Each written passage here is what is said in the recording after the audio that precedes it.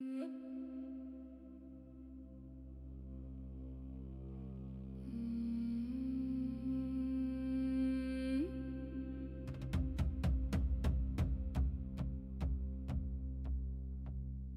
fire smokes black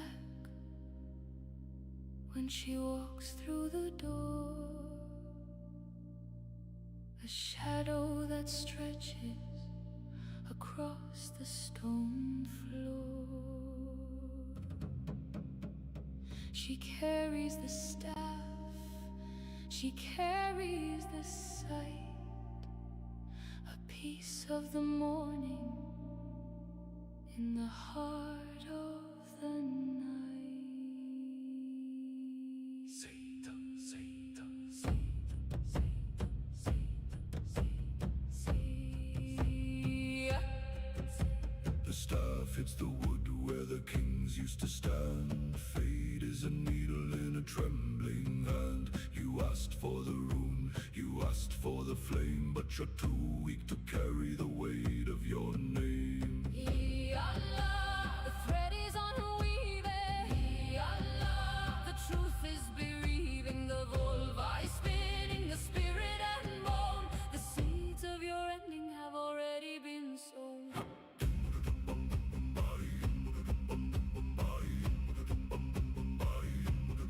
She sees the high hall, she sees it in ash, the glint of the gold, the sting of the lash. She speaks to the dead, she drinks from the well. There are secrets the living are too frightened to tell.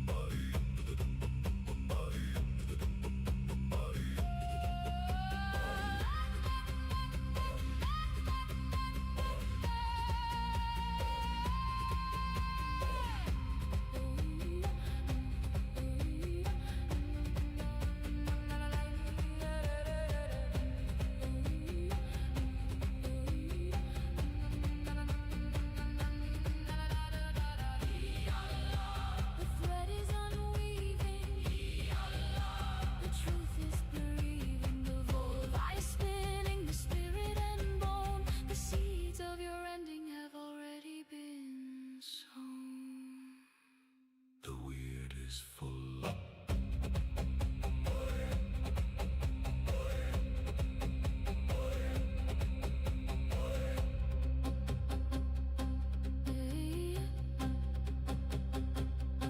The weird is full.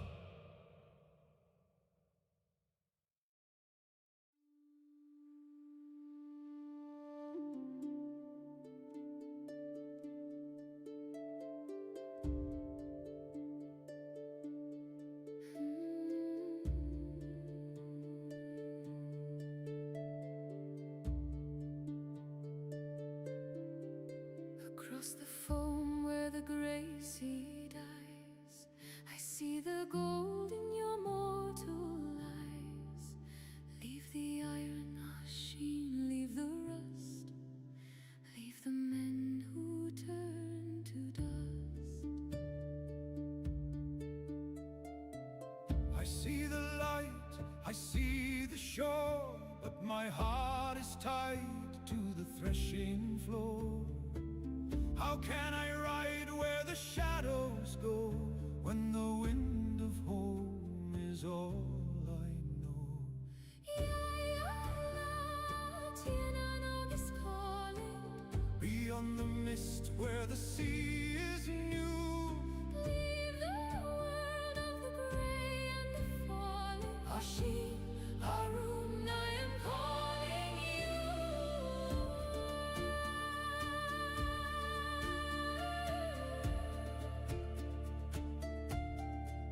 10,000 winters in a single breath. The land of youth, the end of death.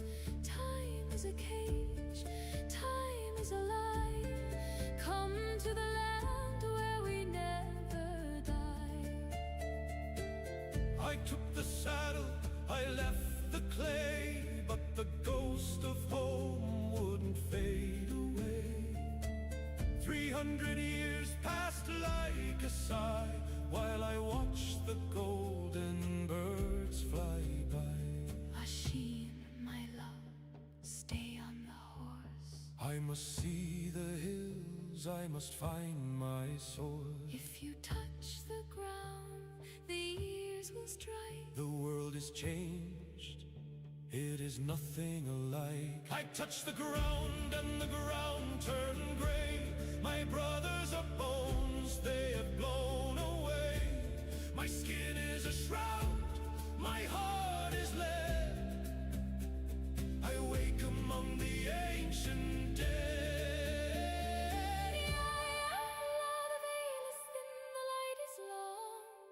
We are the pulse, we are the song. You chose the shore, you left the tide. The mist has closed on the mortal side.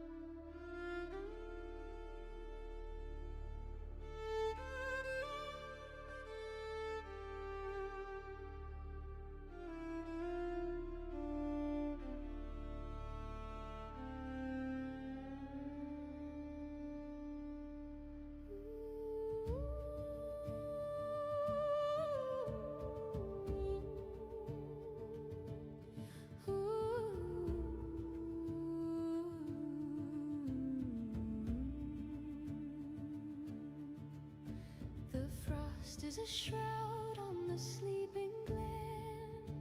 We lay out the brat for the healing of men.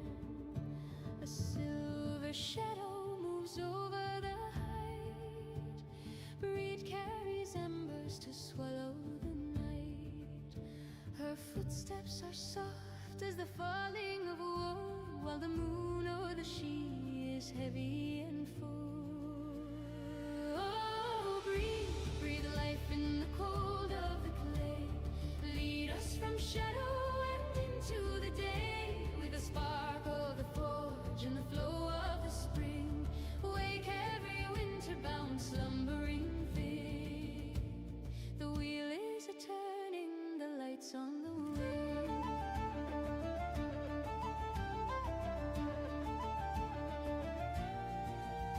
She stands at the anvil where destiny's to hammer the future and soften the past. With iron and fire she tempers the soul, to make what was broken vibrant and whole. The ice starts to weep at the touch of her hand, as the green fire of Imbolc awakens the land. Oh, breathe, breathe life in the cold of the clay. Lead us from shadow and into the day, with the spark of the forge and the flow of the spring. Wake every winter-bound slumbering thing. Cure for the weary, a song for the sage. A new leaf is turning on history's page. From the sacred well to the mountains rise, the smoke of the morning in breeds blue eyes.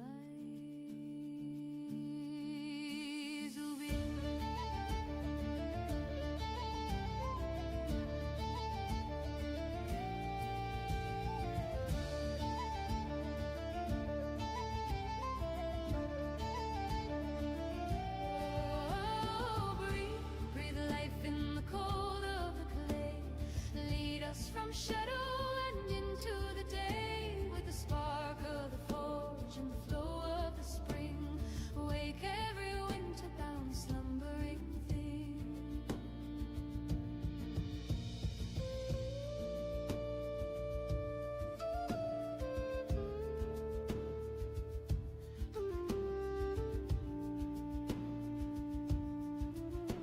Good and fair evening, my friends. Welcome back to the tavern. It is so very good to see you all.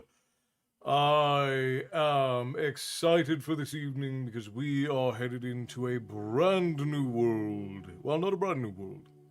We're headed into a brand new journey in a world that we all surprisingly came to love. Who would have guessed that the Rift War saga would end up being so beloved by the tavern folk? I don't know how people do construction. These building codes are insanely confusing. Well, that's why you have so much shoddy construction and why people generally don't try and do their own construction, is because the codes are intentionally confusing and expensive. That's how it ends up. That's how it ends up being. Let's see who's all in the tavern for this one. Michael, thank you for the raid earlier, my friend. Frost, good evening. Jazz, good evening. Destiny, good evening. Milo, good evening. Matty, good evening.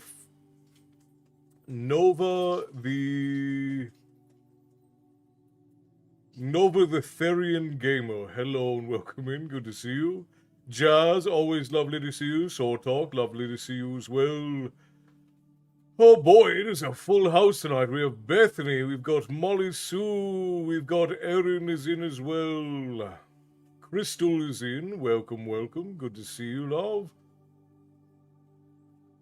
Alright, I think I grabbed everybody. Gunnar is in. Hello, Gunnar. Welcome in. Good to see you. I've looked at 4 separate codes: city, county, state, and international building codes that the state apparently uses. They all contradict each other. Yeah. It's why most people don't ever bother going through the process of building their own home, because it's just too difficult.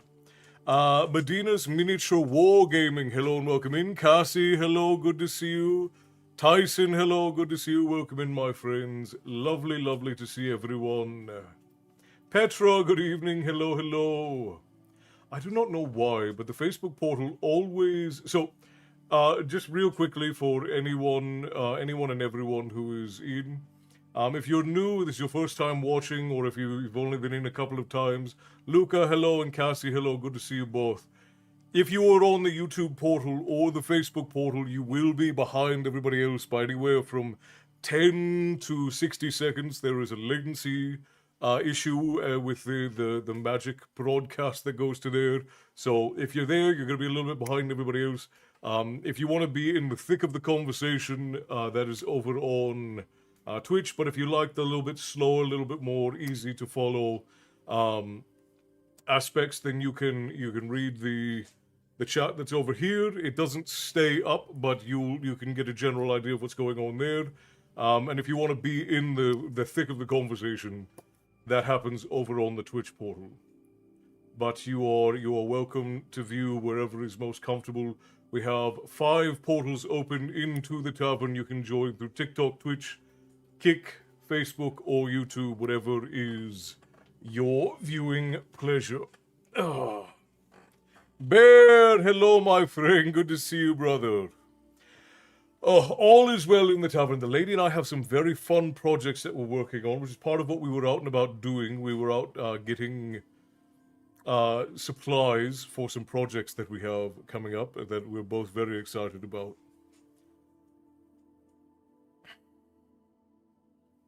Are we going to warn the newbies about the chattiest person in the tavern? I don't think that they'll need a warning. I think that you're like a dot frog, Matty. You're brightly colored so that people know to be wary.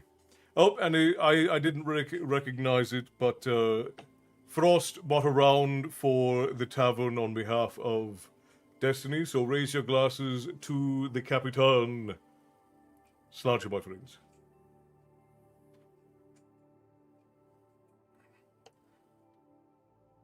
Yes. Kayla, hello, welcome in. You said, I am poison fear. What do you mean? Do you mean that you are a poison dart frog? Is that what you're saying?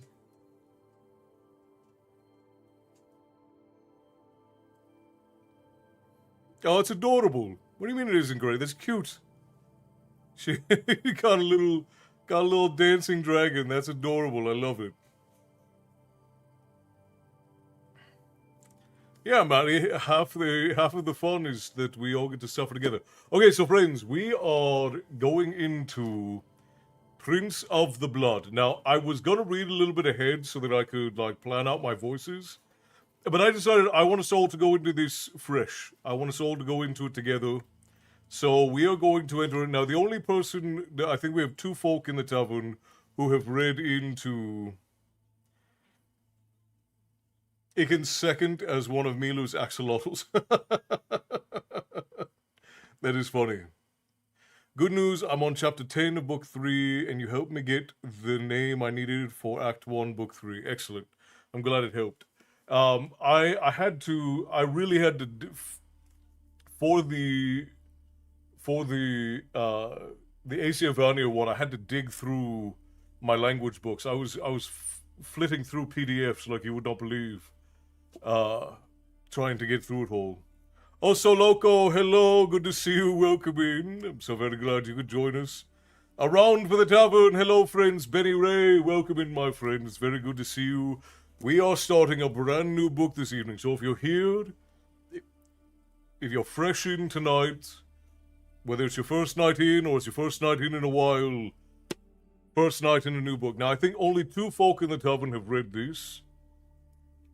Be a starfish and regenerate. Milu, subscribe for 17 months in a row. What a bleeding legend. Enjoy your mead of the Morning Star there. Absolutely appreciate you ordering some tavern fare. I hope you enjoy. Only I could do that, but I am using 2 for the Viking race. I really loved the 2 names a lot. I had to dig through books I haven't read in ages to find the grammatical rules that would make that make sense. And again, still culturally it doesn't make sense, but grammatically at least it does.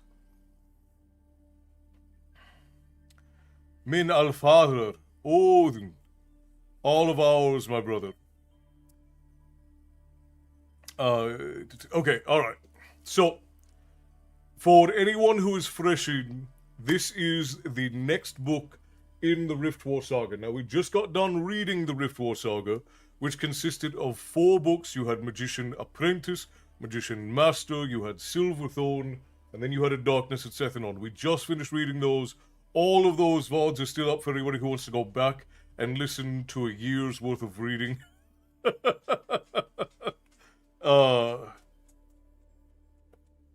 Yeah, you can make it culturally accurate and significant in your novel. In real world, in the real world cultural, it wouldn't make any sense. You can fabricate that in your story. I just wanted to make sure that if you were following grammatical rules of Scandinavian and Norse grammar, I guess, that you at least had something that when people read it, they were going to make sense. Oh man, I missed the last 4 books. Yeah, just buy a little bit, Michelle. Also, it's good to see you. Welcome in. But the good news is you don't actually have to watch all of those to understand what's going on here, as this is a brand new series. There will be familiar characters and there will be familiar themes, but in the overall, this is brand new. This is a brand new series in the world of Midkemia and Kelowon by Raymond E. Feist. Now, Bear had, I think Bear and Herring are the only ones who have read this book, or who have read this far. It might be a little bit more than a year, Bethany. I think that we're probably about 13, 14 months on reading the Rift War Saga. So, basically the way that this series works is there are actually 36 books in the world of Midkemia, and of those 36 books, I think there are 8 different story arcs. So, same world, some same characters, some transference themes, but a lot of the stories, Feist is actually very good about making sure his stories sort of stand on their own. No, it's all right, Rain. You're loud. I hope that everything's all right. I've not long finished the reread of this, and I'm on to the next one, The King's Buccaneer. So, Bear, what we actually found is that this is supposedly not the next book in the series. What you're supposed to do first is go back and read the Kellerwan side of the Rift War saga. So the Rift War saga has, what was it, 2 or 3 books, Lovey? I don't even remember. There's so many. So there was two or 3 books. There's the book that came out, and then there's like a chronological order that is different. Yeah, so this book came out chronologically after A Darkness at Sethanon, but there are 2 or 3 other books that are chronologically before this book because they take place on the Kellerwan side of the Rift War. Right, yeah. Yeah, It's like, yeah, from the perspective of the other side. right. But we're gonna read it how they came out, rather than reading it chronologically. Say what? Lovey, no. Don't do that. She's over there pulling hangnails off. Yes, everything is fine, just busy focusing on getting a job. That's a perfectly understandable thing to do, Rain. I wish you the best of luck. The job market is dreadful at the moment. You're American, right, Rain? Because the job market in the United States is dreadful right now. I'm reading them in order of publication. Yeah, which is what we've decided to do. She has been given her coffee. She has. I rarely let a day go by that the lady goes without her coffee.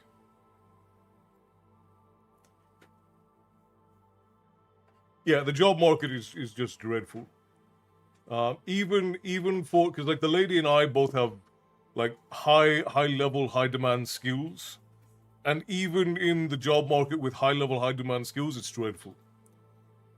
So you have to either live in an area that has a specific need, or you have to get lucky in the job market. The job market is not good for anybody at the moment. So really just take anything you can get as best as you can get it. Coffee is life. Yeah, so I don't remember exactly, but I think there are also 4 books in this series. So this series that this is a part of also has 4 books.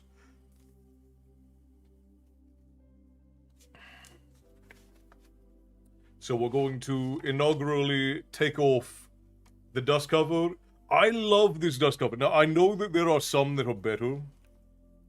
There's a hiring freeze here in Washington. Yeah, I've heard a couple of states have it. I'm on the East Coast, and I wholeheartedly agree. Arby's is paying $12.50 an hour. Nowhere close. Yeah, nowhere close. Much appreciated. Also, I'm glad that you've come in. I hope that you'll enjoy. We're going to start new story time here right now, and wow, this is so old. Look at the foiling is actually wearing off of the lettering. I love old books. I do. The lady and I really like these sort of 80s inspired book covers and dust jackets. Because they're cheesy and they're not maybe the best ones that you can get. But I like, there's something whimsical and nostalgic.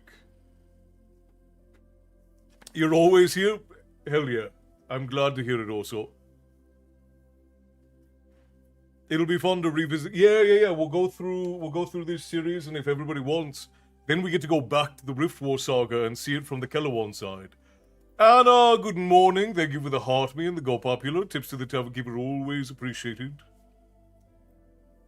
Am I the only one? Castle keeps disappearing. No. If I hold this, if I hang on.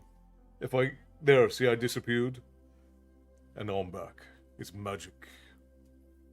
Magic.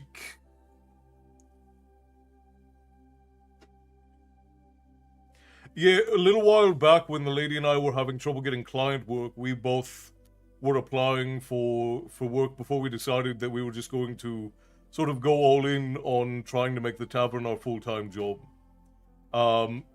Between 2022 and 2024, I filled out over 5,000 job applications. I emailed 1,800 different companies, and I heard back from like 80 companies, like 50 of them turned out to be scam postings.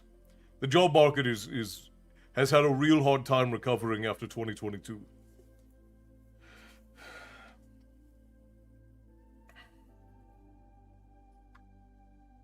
But we also live in California, and the job market in California is worse than it is almost anywhere else.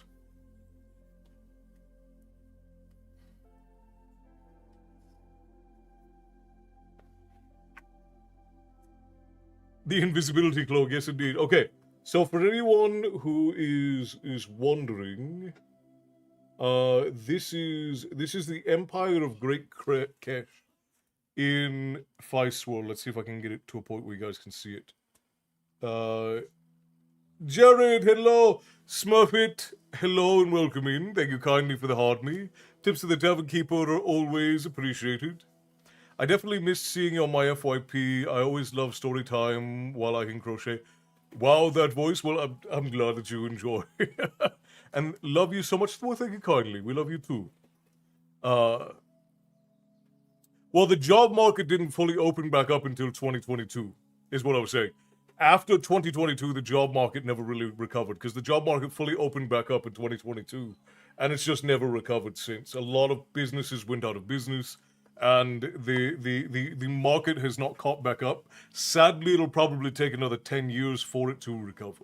That's usually what happens when you have major economic impacts like that. It takes anywhere from a decade to 3 decades for it to really recover. You get it when the tea is red. I don't know what bear said either. Wait, say it again? Can you mute it for a second? Oh, yeah. All right, we'll be right back, guys. Guys, we're gonna take our 3 minutes to run ads real quick over on Twitch, and then after that, we're gonna start with HS says I'm in the bathtub listening. That's the best place to listen from. We're gonna run ads real quick over on TikTok and then not TikTok, Twitch, and then we will begin story time.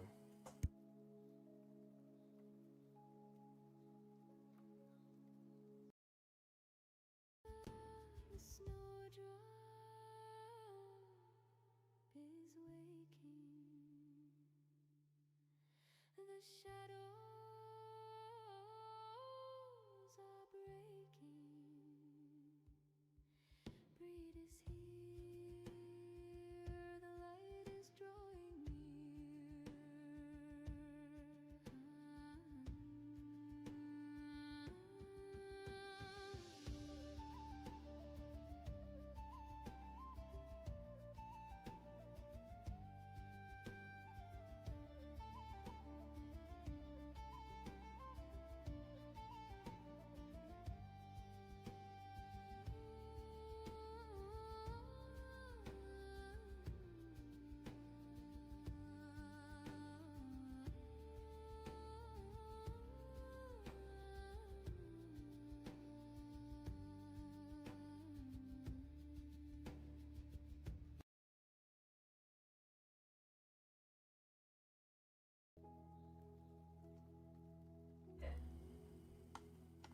We were poking fun at the boy and didn't want to embarrass him, so.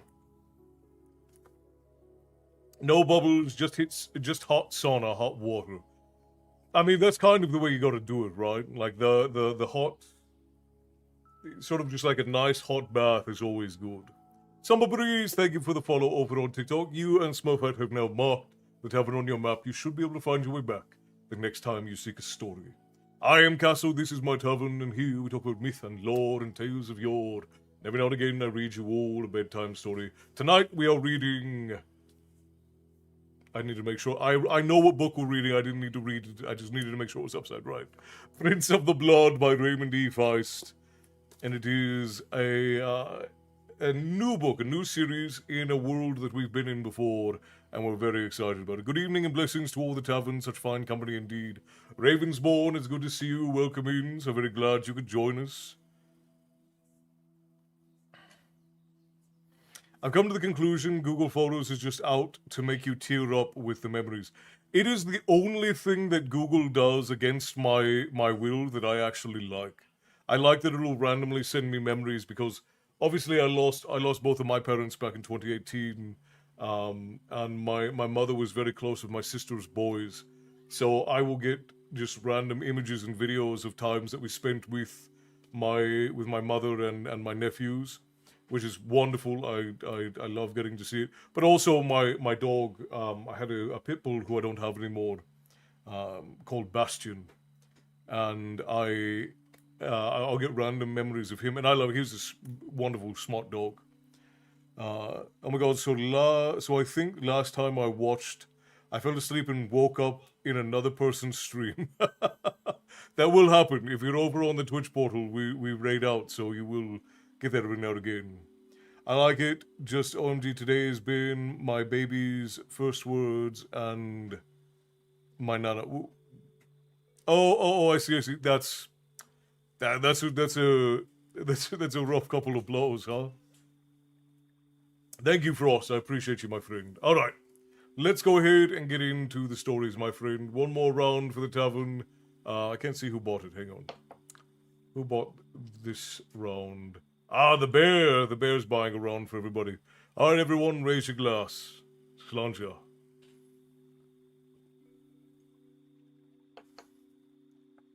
It's funny. I have a guy who is going around to all of my YouTube videos. I guess he's commented a bunch of times and I missed it. But he's going around to all of the YouTube story times and trying to guess what my ethnicity is. I'm like, it shouldn't be hard to guess. I talk about it often because it comes up all the time. The littlest just crawled into bed and said, "Hello, dwarf man," before falling asleep. Perfect. Oh. All right. So, we are in. Oh, and there's no preamble. There's no preface or prelude. We're just going straight in with this one, friends. Castle strikes me as a Russian. The number of people who come into my comments and tell me I look like Rasputin is crazy. So apparently somewhere in there it looks a little bit Russian. Look like I'm plotting treason against the Romanovs. That's what both the littles call Castle, which is appropriate because I am only 4'3", so I am a dwarf man by definition.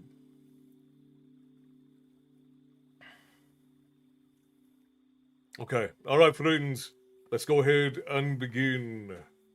We are in Chapter 1 of Prince of the Blood by Raymond E. Feist. Homecoming. The inn was quiet. Walls darkened with years of fireplace soot drank in the lantern light, reflecting dim illuminations. The dying fire in the hearth offered scant warmth, and from the demeanor of those who chose to sit before it, less cheer. In contrast to the mood of most establishments of its ilk, this inn was nearly somber. In murky corners, men spoke in hushed tones, discussing things best not overheard by the uninvolved. A grunt of agreement to a whispered proposal, or a bitter laugh from a woman of negotiable virtue. That is a great way to say prostitute. That is a wonderful way to say prostitute. I'm going to read that again. I'm sorry. I know some people are listening. Just so everyone is aware, Tuesday is family-friendly night. Thursdays we read something that's a little bit more mature. But hang on. Still throws me off a bit when the camera... I know. I should probably just change it back to what it's supposed to be. But if I had a nickel for every time someone called him Rasputin, I'd be richer. You certainly would be. I think, okay, so a nickel for every time. I've probably gotten about, just in the last 2 years, I've probably gotten about 300 or 400 comments. So 300 or 400 times a nickel, whatever that happens to be. Barry's mom, as a character, started off as a prostitute. Fun! That is always makes for a brilliant childhood. But no, this is hilarious. I've never seen it said this way. So, a grunt of agreement to a whispered proposal, or a bitter laugh from a woman of negotiable virtue with the only sounds to intrude upon the silence. That is very funny. I like that a lot. The majority of the denizens of the inn called the Sleeping Dockmen were closely watching the game. The game was poker, common in the empire of Great Kesh, to the south and now replacing Lindlan and Peshawar as the gambler's choice in the inns and taverns of the western realm of the kingdom. One player held his 5 cards before him, his eyes narrowed in concentration. An off-duty soldier. He kept alert for any signs of trouble in the room, and trouble was rapidly approaching. He made a display of studying his cards, while discreetly inspecting the 5 men who played at the table with him. The first 2 on his left were rough men. Both were sunburned, and the hands holding their cards were heavily calloused. Faded linen shirts and cotton trousers hung loosely on lank but muscular frames. Neither wore boots or even sandals. Barefoot despite the cold night air, a certain sign they were sailors waiting for a new berth. Usually such men quickly lost their pay and were bound again for sea. But from the way they had bet all night, the soldier was certain that they were working for the man who sat to the soldier's right. That man sat patiently, waiting to see if the soldier would match his bet or fold his cards, forfeiting his chance to buy up 3 new cards. The soldier had seen this sort many times before, a richer merchant's son or a younger son of a minor noble, with too much time on his hands and too little sense. He was fashionably attired in the latest rage among young men of Krondor. Now, Krondor is the kingdom that we were in the last book. Still sounds similar to Gandalf to me. I don't think I've ever been told that, but that is... So I'd have about $15. Yeah, see, there you go. Richer, but not incredibly richer.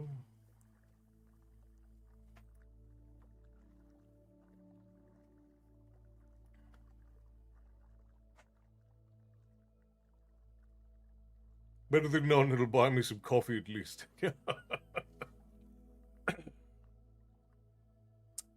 Alright, where was I?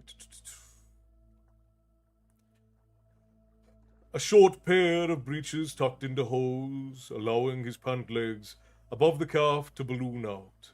A simple white shirt was embroidered with pearls and semi-precious stones, and the jacket was the new cutaway design. A rather garish yellow, with white and silver brocade at the wrists and collar. He was a typical dandy, and from the look of the Rhodesian slamka hanging from the loose baldric around his shoulders, a dangerous man. It was a sword only used by a master or someone seeking a quick death. In the hands of an expert, it was a fearsome weapon. In the hands of the inexperienced, it was suicide. The man had probably lost large sums of money before, and now sought to recoup his previous losses by cheating at cards. One or the other of the sailors would win an occasional hand, but the soldier was certain this was planned to keep suspicion from falling upon the young dandy. The soldier sighed as if troubled by what choice to make. The other 2 players waited patiently for him to make his play. They were twin brothers, tall, 2 inches over 6 feet, he judged, and fit in appearance. Both came to the table armed with rapiers, again the choice of experts or fools, since Prince Arutha had come to the throne of Krondor 25 years before. Rapiers had become the choice of men who wore weapons as a consideration of fashion rather than survival. But these 2 didn't look the type or sort to sport weapons as decorative baubles. They were dressed as common mercenaries, just in from caravan's duty from the look of them. Dust still clung to the tunic and leather vest, while their red-brown hair was lightly matted. Both needed a shave. Yet while their clothing was common and dirty, there was nothing that looked neglected about their armor or arms. They might not pause to bathe after weeks on a caravan, but they would take an hour to oil their leather and polish their steel. They looked genuine in their part, save for a feeling of vague familiarity which caused the soldiers slight discomfort. Both spoke with none of the rough speech common to mercenaries, but rather with the educated crispness of those used to spending their days in court, not fighting bandits.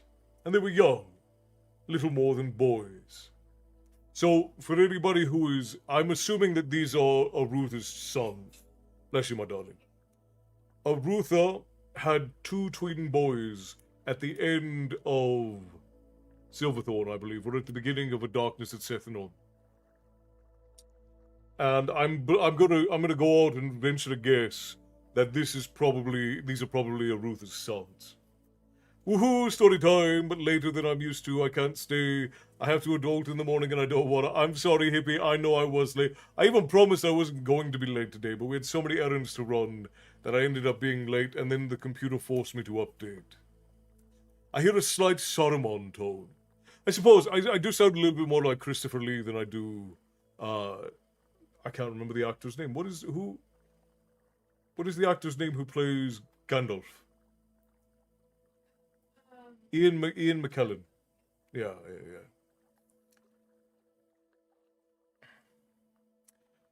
Khan, good to see you, my friend. Welcome in.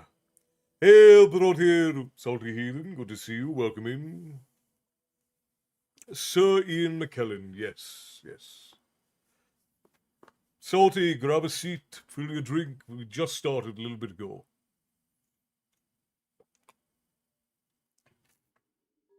Stephanie, hello. I'm late, but here, and will unfortunately fall asleep. It's 11:22. That's perfectly all right.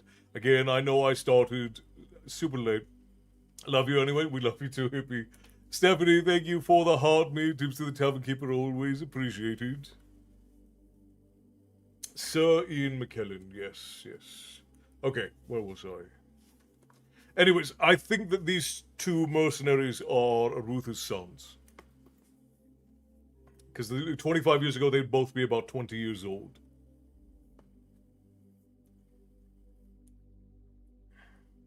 The brothers had commenced the game with glee, ordering tankard after tankard of ale, letting losses delight them as much as wins. But now that the stakes of the game were rising, they had become somber. They glanced at each other from time to time, and the soldier was certain that they shared silent communication in the way that twins often did. The soldier shook his head. Not me. And he threw down his cards, one of them flipping completely over for an instant before it came to rest upon the table. I've got duty in an hour. I best be back to the barracks. What he really knew was that trouble was imminent, and if he was still around when it arrived, he'd never make muster. And the duty sergeant was a man not given to receiving excuses kindly. Now the dandy's eyes turned to the first of the 2 brothers. Play? As the soldier reached the door of the inn, he took note of 2 men standing quietly in the corner. They stood in great cloaks, faces obscured slightly by the shadows of their hoods. Despite the night being warm, both made a show of quietly watching the game. But they were taking in every detail of the inn. They also looked familiar to the soldier, but he couldn't place them.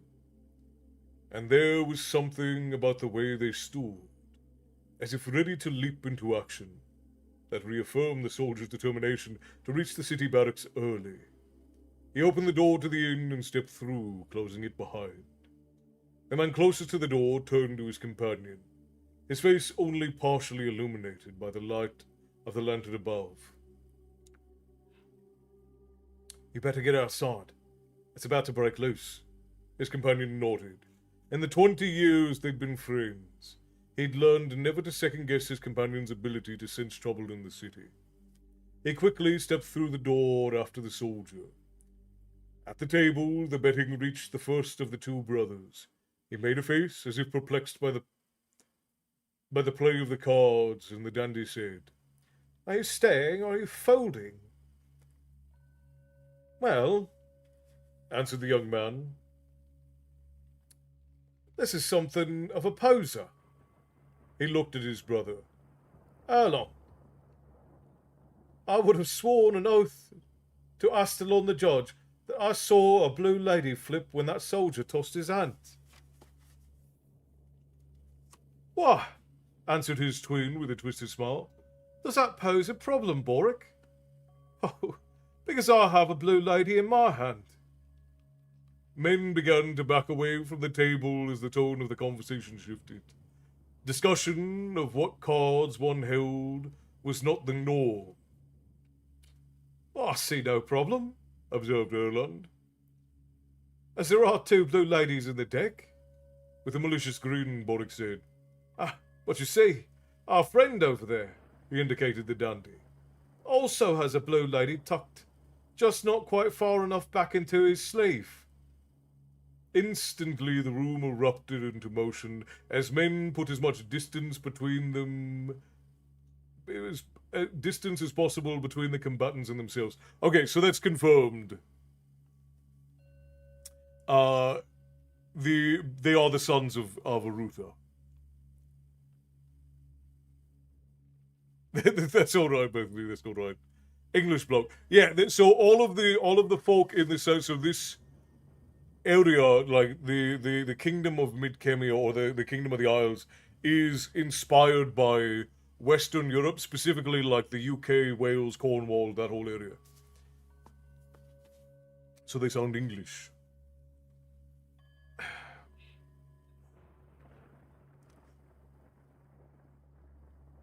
But Erland and Boric are the twin sons of Arutha.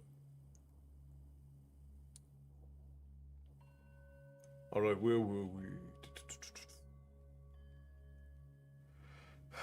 Boric leapt from his seat, gripping the edge of the table, overturning it, forcing the dandy and his two henchmen back. Erland had his rapier and a long dirk out as the dandy drew his slamanka. Slamanka. Is that an actual sword? I'm wondering because Slamanka. It sounds familiar. Anyways, sorry, I'm getting distracted. One of the two sailors lost his footing and fell forward. As he tried to rise, he found his chin met by the toe of Boric's boot. He collapsed into a heap at the young mercenary's feet. The dandy leapt forward, executing a vicious cut at Erland's head. Erland deftly parried with his dirk and returned a vicious thrust his opponent barely dodged. Both men knew they faced an opponent worthy of wariness. The innkeeper was circling the room, armed with a large cudgel, threatening anyone who sought to enlarge the fray. As he neared the door, the man in the hood stepped out with startling speed, gripped his wrist, and spoke briefly, and the innkeeper's face drained of color. The proprietor briskly nodded once and then quickly slipped out the door. Boric disposed of the second sailor with little trouble and turned to discover Erland was in a close struggle with the dandy. "Erland, could you use a hand?" "Huh? We got a raid?" Yeah. "Oh, well, would you look at that? We got a raid. Arthur Christie coming in with 21 badgers. That's quite a bit of badgering going on. Well, welcome in, my friends. Let's raise a glass to Arthur Christie, who is Christie Lee, who is a wonderful author and a friend of the tavern. If you'd like, go ahead and run and give her a follow. Let's get a shout out for the lady, if you would be so kind, barkeeps. And if you are in the mood for romance novels, that is what she writes. So please feel free to go ahead and give her books a look. Shout out Origawa. Well, look at that. The barkeeps are 2 steps ahead of me. I just realized I don't have a second bookmark. So hang on. Now, if you've never been in here for a raid, you're in for quite a treat or a surprise. We give our raiders a toot on not just a kissing book, I might add. Thanks for the shout out. Not just a kissing book, so complex relationship books. Not just simple romance, but complex romance. Let's give a toot on the raid horn. Here we go. 3, 2, 1.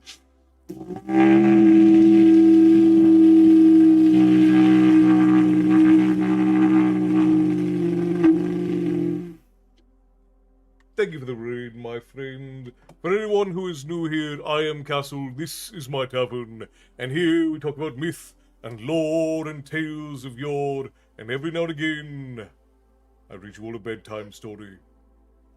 So, if you are here, it is because you sought a story and you have found yourself in a tavern at the end of the world, where all stories eventually come to rest. Ashley, hello, love, good to see you. Welcome in, it's been a while. Oh my gosh, I can't believe I didn't get the reference. Is this a kissing book? Oh yeah. I love it. I love it. We love a good Princess Bride reference around these parts. Huh? Savage was little and cute. Yeah.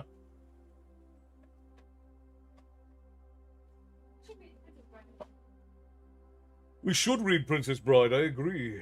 You guys want us to read Princess Bride? We can just do a read of it over on Endless Epic.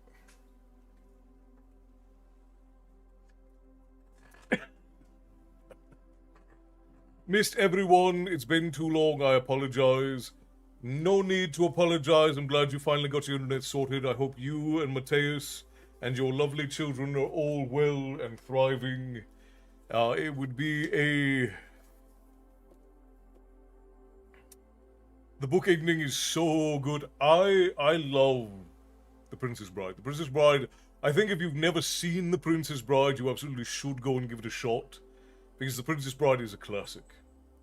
It's one of those ones that the film is exceptionally good.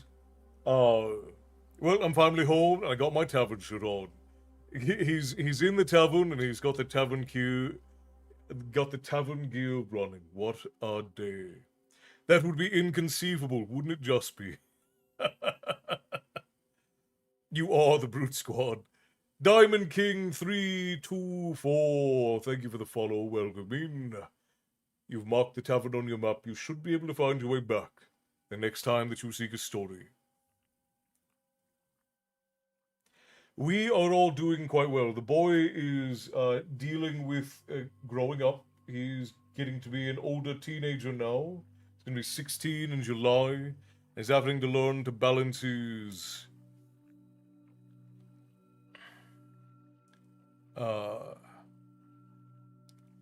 having to balance out his desire to play games with his responsibilities. Always a bit of a deal. I want to read it with you. That would be fun, Jazz. That would be fun. It'll take a miracle. You keep using that word. You keep using that word. I do not think it means what you think it means. My name is Diego Montoya. You killed my father. Prepare to die. Oh, so many good lines. And it's got the legendary Andre the Giant. You guys may not know this. I don't know how many of you know who Andre the Giant is, but Andre the Giant was the giant in the Princess Bride movie. Something that a lot of people don't know is that that film, The Princess Bride, was one of Andre the Giant's absolute favorite projects that he ever worked on, because it was the only job that he ever did where people did not look at him like he was a freak. Like he loved working on that. Oh, I know how that goes. I have a 15, 16, and 18-year-olds. Time just seems to fly. I'm Diego Montoya. You killed my father. Prepare to die. Phantasmagorical one, yes. As a side note, I'm wearing my Viking raspberry shirt. The bear also has his gear on. The barkeeps are on top of it today. Everybody's in uniform. Anybody want a peanut? Yeah. I love book reading because there's so much detail and more background stories in books than in movies. I agree, Diamond King, which is why we promote the classical storytelling as well as book reading around these parts. I reference that line in one of my books where a character named the neighbor's cat Inigo Meow Toya. That's very funny. But the book includes the Zoo of Death. It's been so long since I've read the book, I don't even actually remember the book. That's how long it's been. Hello, brethren. I hope all is well on your end. Jamie, everything is absolutely spectacular. I hope everything is well on your end as well. I do love it, Fernando. Good to see you, my friend. I'm glad you're in.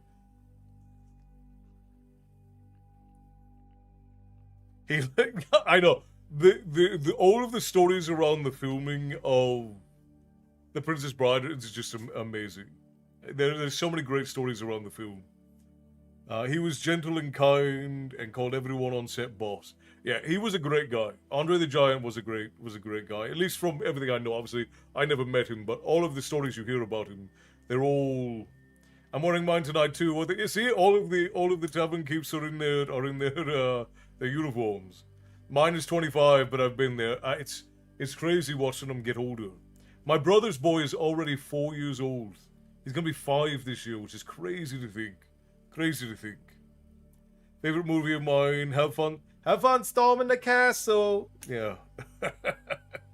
I wore my Devon shirt to Walmart the other day and got a lot of looks and a few "I like your shirt" comments. Hey, there you go. Just out advertising for the tavern for free. So, and again, just real quick, because I'm going to get back into story time here in just a second.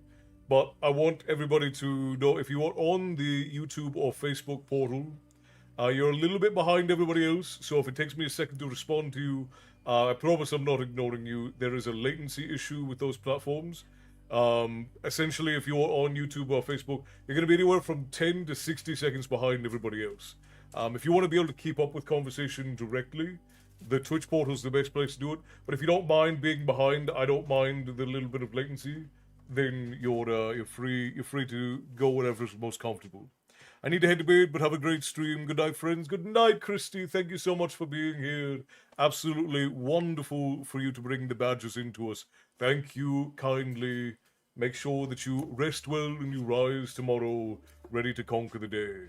It's because us barkeeps are now just energetically aligned. Yes, you guys have all synced up, as it were. Time is a strange tool. It has its ups and downs coming with life. That's true. That is true, Diamond. The boy was just 13 or 14. He was just 8 years old. I remember him being 8 years old. You know, when the lady and I got together, he had just barely turned 10. When I met him, he was 8. It's a heck of a thing. Heck of a thing. How quick he's grown.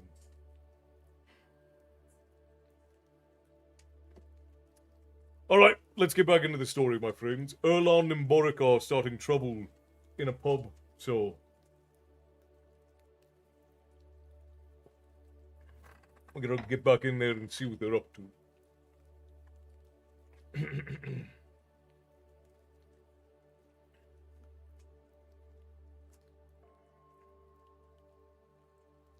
Boric disposed of the second sailor with little trouble, and turned to discover Erlond was in a close struggle with the dandy.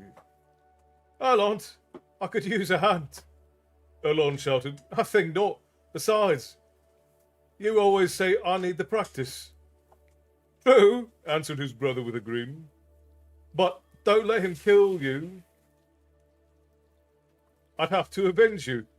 The dandy tried a combination attack, a high, low, then high series of chops, and Erlon was forced to back away. In the night, the sound of whistles could be heard. "Erlon," said Boric. The hard-pressed younger twin said, "What?" and he dodged another masterfully executed combination attack. "The watch is coming. You better kill him quick." "I'm trying," said Erlon, but this fellow isn't being very cooperative.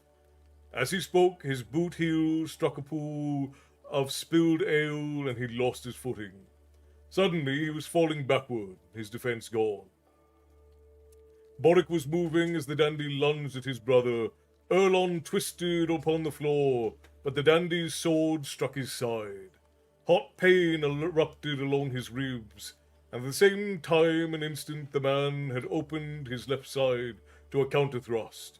Sitting upon the floor, Erlon thrust upward with his rapier, catching the man in the stomach. The dandy stiffened, grasped the red stain that began to spread upon his yellow tunic. Then Boric struck him from behind, using the hilt of his sword to render the man unconscious. From outside, the sound of rushing men could be heard, and Boric said, "We'd best get clear of this mess." And he gave his brother a hand up. "Father's going to be upset enough with us, as it is without the brawling." Wincing from his injury, Erlon interrupted. "You didn't have to hit him. I think I would have killed him in another moment. Or he you. And I'd not want to face father had I let that happen. Besides, you really wouldn't have killed him. You just don't have the instinct. You'd have tried to disarm him or something equally noble." Boric observed, catching his breath in a gasp. "And stupid. Now, let's see about getting out of here." Erlon gripping his wounded side as they headed towards the door. Several town toughs, seeing blood upon Erlon's side, moved to block the twins' exit. Boric and Erlon both leveled their sword points at the band of men. Boric said, "Keep your guard up a moment," picked up a chair and threw it through the large bay window facing the boulevard. Glass and the leading showered the street, and before the tinkle of shards upon the stone had stopped, both brothers were leaping through what remained of the window. Erlon stumbled, and Boric had to grip his arm to keep him from falling. As they straightened, they took in the fact that they were looking at horses. Two of the more bold thugs jumped through the window after the twins, and Boric smashed one in the head with the hilt of his sword, while the other man pulled up short as 3 crossbows were leveled at him. Arrayed before the door was the small company of 10 burly and heavily armed town watchmen, commonly known as the Riot Squad. But what had the half-dozen denizens of the sleeping dockman standing in the open-mouthed amazement was the sight of 30 horsemen behind the Riot Squad.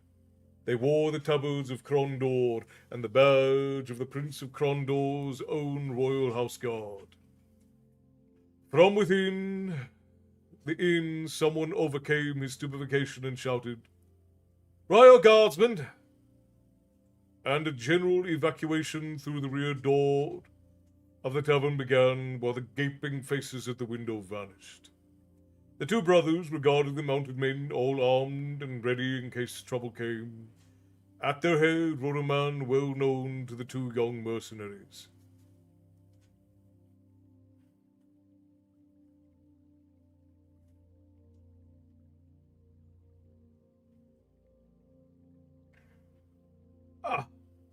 Good evening, my lord," said Boric, a smile slowly spreading across his face. The leader of the riot squad, seeing no one else in sight, moved to take custody of the two young men. The leader of the royal guard waved him off. "This doesn't concern you, watchman. You and your men may go." The watch commander bowed slightly and led his men back to their barracks in the heart of the poor quarter. Erlon winced a bit as he said, "Baron Locklear, what a pleasure." "Ooh, Locklear became a baron. How very interesting." Lockie became a baron. "Bard Master Brandon, hello and welcome in." I might get another tavern shirt. They're really soft and comfortable. I need to get another one too because mine's starting to fade. I would like to have more than one because we only get the samples when we get them made, and then I typically don't ever get any more. But the lady really likes her hoodie. I can't wear long sleeve shirts though. Long sleeve shirts just don't work for me. But Bardmaster Brandon, hello and welcome in.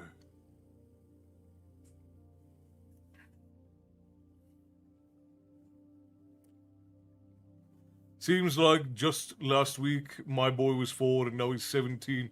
Ah, time goes way too fast. Somebody get me a slow down button.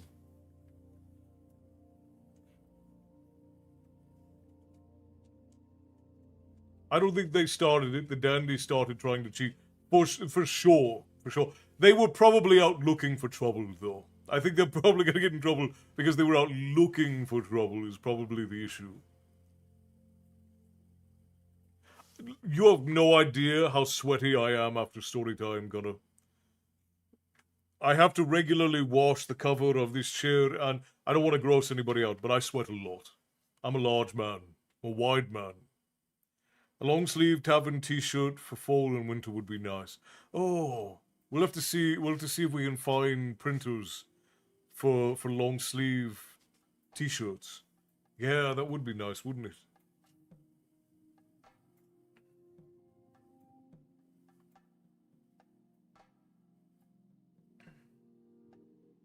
But yeah, Lockie, who is Jimmy the Hand's best friend, is a Baron now. Look at him, making his way up in the world. If your heat is anything like this heat I have on the not-so-hot side of the country, I feel for you immensely. I've been melting uncontrollably. I mean, we had like 6 weeks where it was nice and cold. And now we're already back up into the 80s and 90s, and I despise it. Santana, my friend, hello, brother, welcome in. Oh, Gunnar, did you get my message with the recommendation for where to start with the Warhammer books? I tried to get back to everybody, so if you were waiting on a message from me, I did my best to get back to everybody who has messaged me. Smurfit, I am not in Florida. At present, the lady of the tavern and I live in Southern California. We hope not to be here much longer, because it's way too hot for us, but we currently live in Southern California. I woke up to an inch of snow on my truck this morning. Ah, jealous. I had an eventful evening. Yeah, what'd you have go on, Santana? I've been in the 90s for 2 days or so. Oof, dreadful.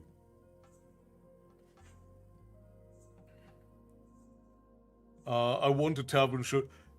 I think I mean, if you guys want to wait, because we do a sale once a year on tavern gear. So if you want to get your adventurer's gear, just, wait till the end of the year and pick it up when it's on sale.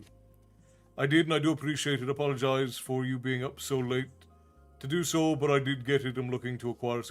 No, I'm usually up late working, Gunnar, so don't do it's nothing to do with anybody in particular. The lady and I are sometimes up until 7 a.m. getting work done, so don't stress about it. I woke up to 25 centimeters of snow, and it's still snowing. 25 centimeters. Is that a lot?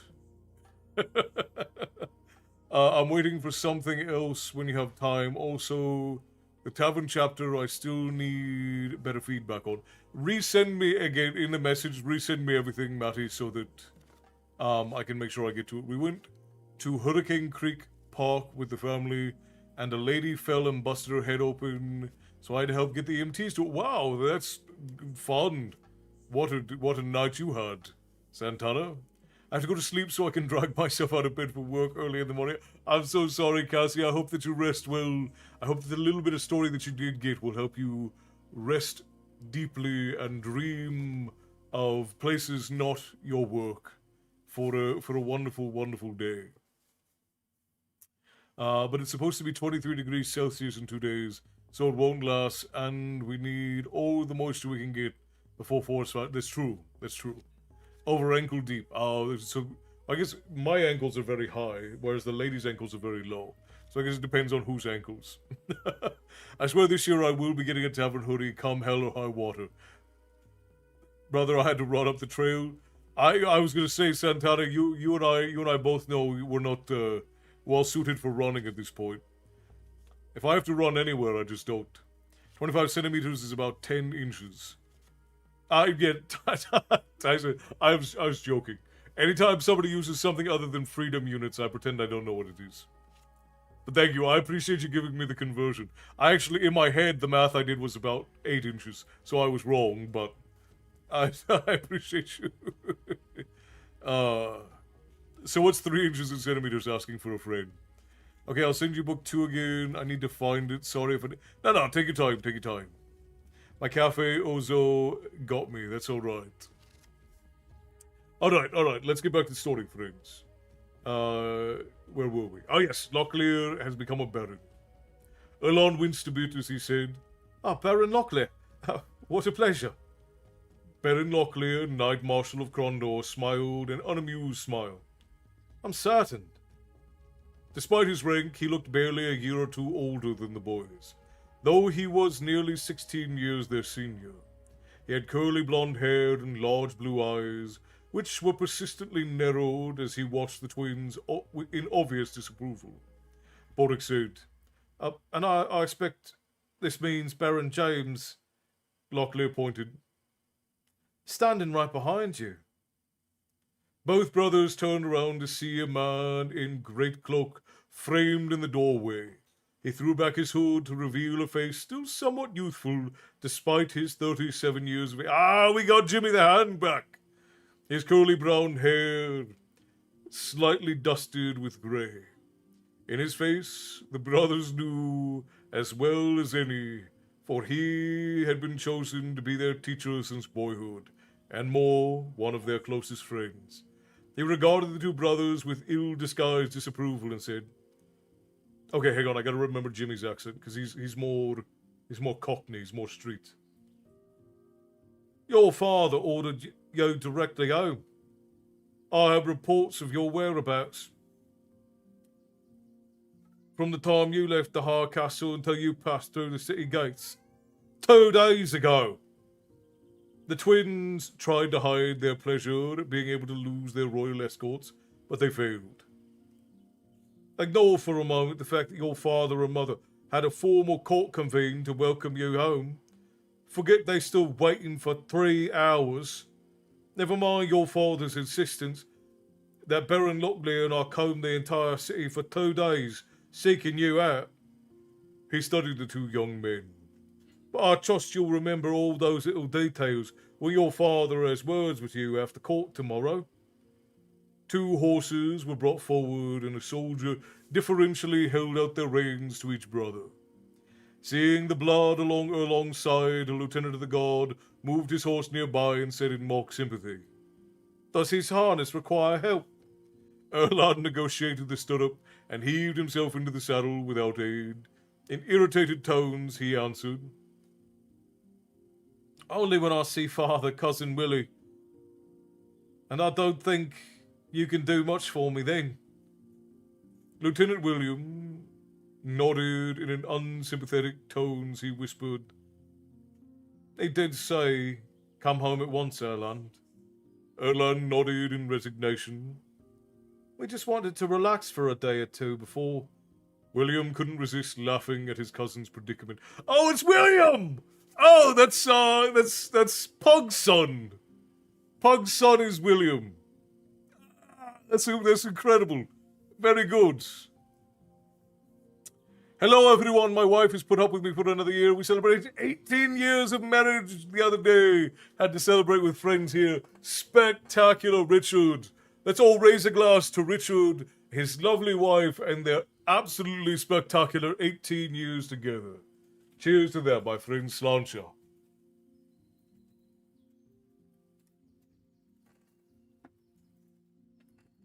Pepper, hello, good to see you, my friend. Welcome in.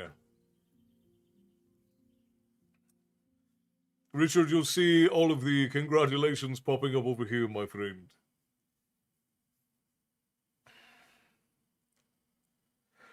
Where was I? William couldn't resist laughing at his cousin's predicament. He had often seen them bring disaster down upon themselves, and he never could understood their appetite for such punishment. He said, Maybe you could run for the border. I could get very stupid following you. Erlon shook his head. I think I'll wish I had taken your offer after tomorrow morning's court. William laughed again. Come along.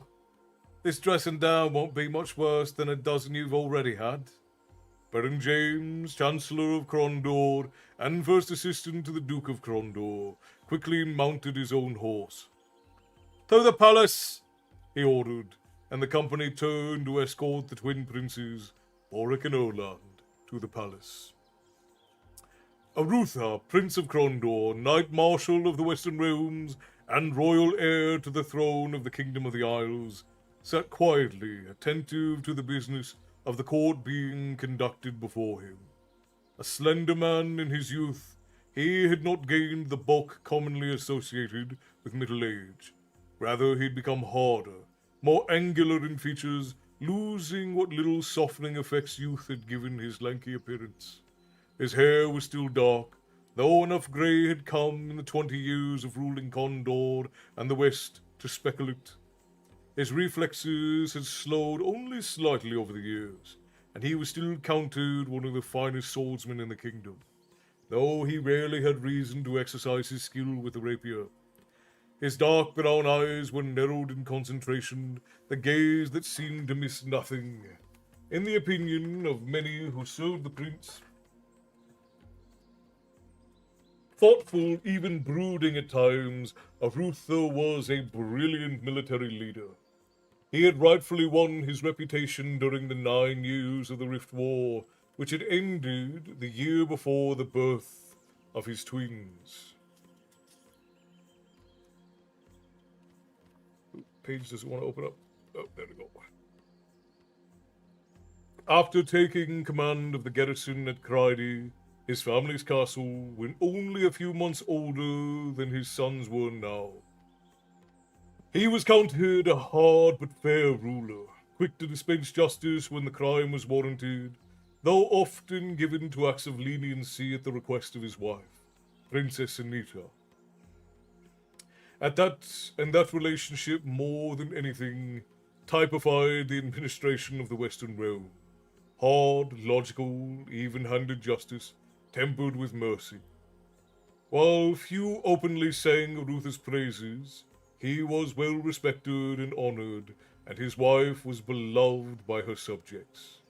Anita sat quietly upon her throne, her green eyes looking off into the distance. Her royal manner masked her concern for her sons from all but those who knew her most intimately. That her husband had ordered the boys brought to the great hall for morning court rather than to their parents' private quarters last night showed more than anything else his displeasure. Anita forced herself to be attentive to the speech being given by a member of the Guild of Weavers. It was her duty also to show those coming before her husband's court the consideration of listening to every petition or request. The other members of the royal family were not normally required at morning court, but since the twins had returned from their service upon the border at High Castle, it had become a family gathering.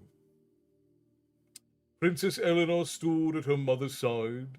She looked a fair compromise between her parents, having red-brown hair and fair skin from her mother, but her father's dark and intelligent eyes. Those who knew the royal family well often observed that if Boric and Erland resembled their uncle, the king, then Eleanor resembled her aunt, the Baroness Caroline of Salador. And Arutha had observed on more than one occasion that she had Caroline's renowned temper. Prince Nicholas, Arutha, and Anita's youngest child, had avoided the need to stand next to his sister by hiding from his father's sight. He stood behind his mother's throne, beyond his father's gaze, on the first step off the dais. The door to the royal apartments was hidden from the eyes of those in the hall, down 3 steps where, in years past, all 4 children had played games of huddling on the first step, listening to their father conduct court, enjoying the delicious feeling of eavesdropping. Nicky waited for the arrival of his 2 brothers.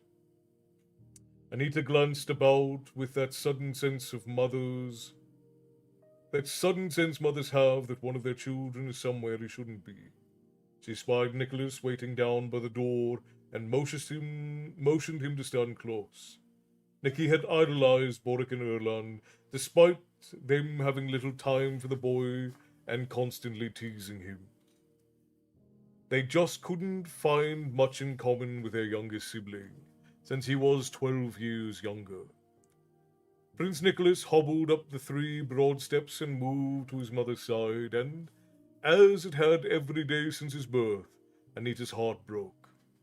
The boy had a deformed foot. Neither the surgeon's ministrations nor the priest's spells had any effect, save to enable him to walk. Unwilling to hold up the deformed baby to public scrutiny, Arutha had ignored custom and refused to show the boy at presentation, the holiday in honor of a royal child's public appearance, a tradition that may have died with Nicholas's birth. Nicky turned when he heard the door open, and Erlon peered through. The youngest prince grinned at his brothers as they gingerly slipped through the door. Nicky scrambled down the 3 steps with his canted gait to intercept them and gave each a hug. Erlon visibly winced, and Boric bestowed an absent pat upon the shoulder. Nicky followed the twins as they slowly mounted the stairs behind the throne, coming to stand behind their sister. She glanced over her shoulder long enough to stick out her tongue and cross her eyes, causing all 3 brothers to force themselves not to laugh. They knew no one else in court could see her fleeting pantomime. The twins had a long history of tormenting their little sister, who gave back as good as she got. She would think nothing of embarrassing them in the king's own court. Arutha, sensing some exchange between his children, glanced over and gifted his 4 offspring with a quick frown, enough to silence any potential mirth. His gaze lingered on his elder sons and showed his anger in full measure, though only those close to him would recognize it as such. Then his attention was back upon the matter before the court. A minor noble was being advanced into a new office, and while the 4 royal children might not find it worthy of much dignity, the man would count this among one of the highest points in his life. Arutha had tried to impress such awareness upon them over the years, but continuously failed. Overseeing the prince's court was Lord Gardar, Duke of Krondor. The old soldier had served with Arutha and his father before him 30 years and more.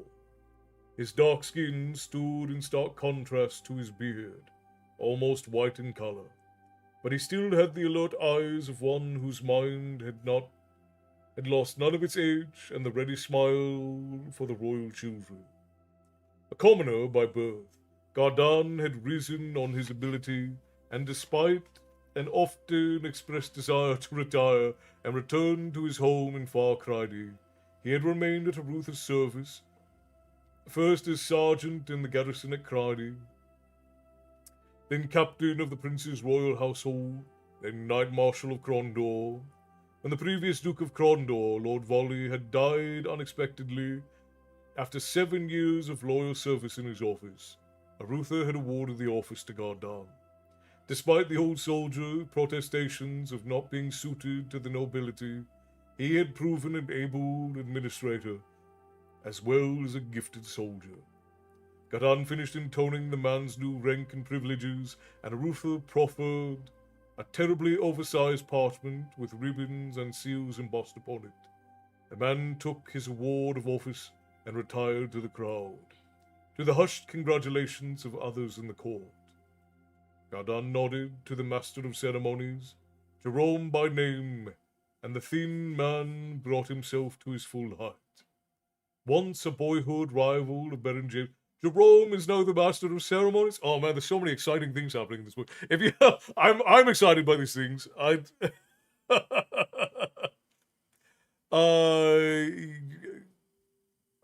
can't. Yoshan, hello, welcome in over on the YouTube portal. That's a very long name. I don't know how to say it all. I'm loving the. I know there's so many wonderful realizations. I love the references. Like you were getting so many callbacks to characters and events of the last series. Is wonderful.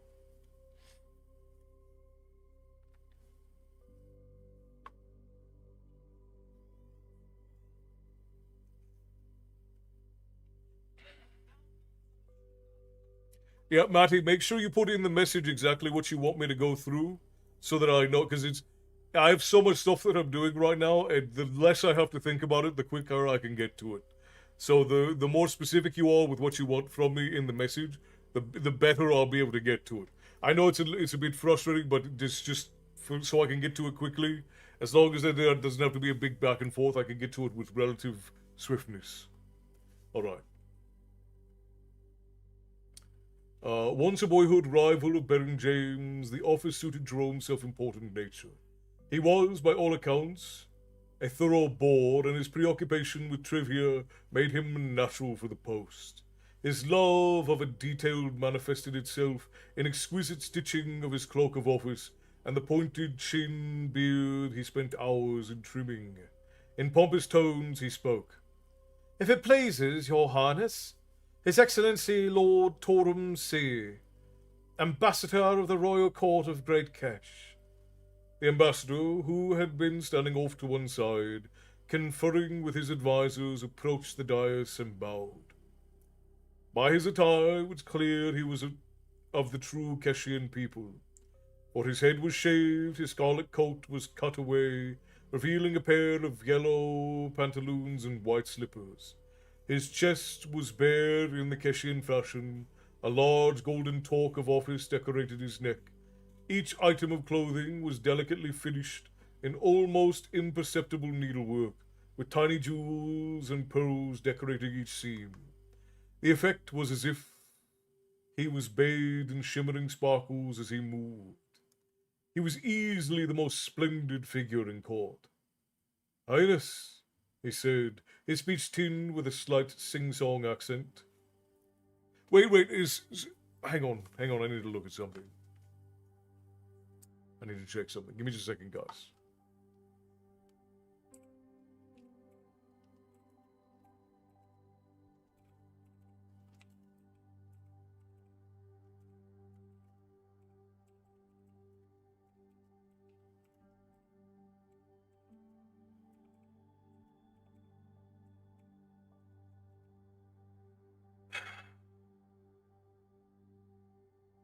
Okay, that's what I thought. So it is meant to be like Egypt or Babylon. Okay, alright, that makes sense.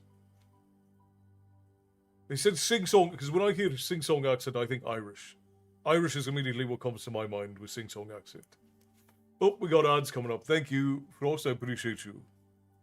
I did mostly, I'll add everything I need. Thank you, Missile, I appreciate that. I have come to the conclusion that if you're reacting like this early in the book, it's going to be great. I mean, it's already setting us up. Like they've massively incorporated several old characters without it feeling like a name drop. Like, oh, like he's just appealing to nostalgia. It doesn't feel like that. It just feels like a natural evolution of the story. So I like that. Evening all. I hope you're all well. Late but grateful to drop in and listen along. Thanks for being here and sharing the tale with us. Of course, Jason. My absolute pleasure and privilege to do so.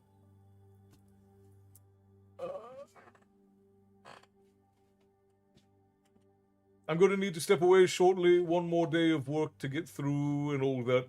I'm loving the story so far. Thank you for the story, Castle. Rest well, Tavern family. Rest well, Tavern family, when you get there. I appreciate you, Frost. Thank you kindly, my friend. Let's see, how much more do we have to go? Yeah, there are quite a few more pages in this chapter. Well, no, not that many. We got 9 pages left. So, alright, friends, we're going to run ads real quick over on the Twitch portal. It'll be 3 minutes and then we're going to hold hour without them. I apologize, Twitch makes us do it.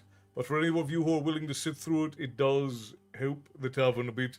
It's basically like taking 3 minutes to tip the tavern with your time. So we're going to run those real quick. And then Santana buys a round for the tavern. Sláinte, my friends. I just found out I am 4 sleeves short for my MTG commander deck I just assembled. You never like to be there. You never like to be there. Alright, we're going to run 3 minutes of ads. We'll be right back, friends. If you're on any of the other portals, we'll still continue chatting while that's going on. But 3 minutes and we'll be back. Ugh.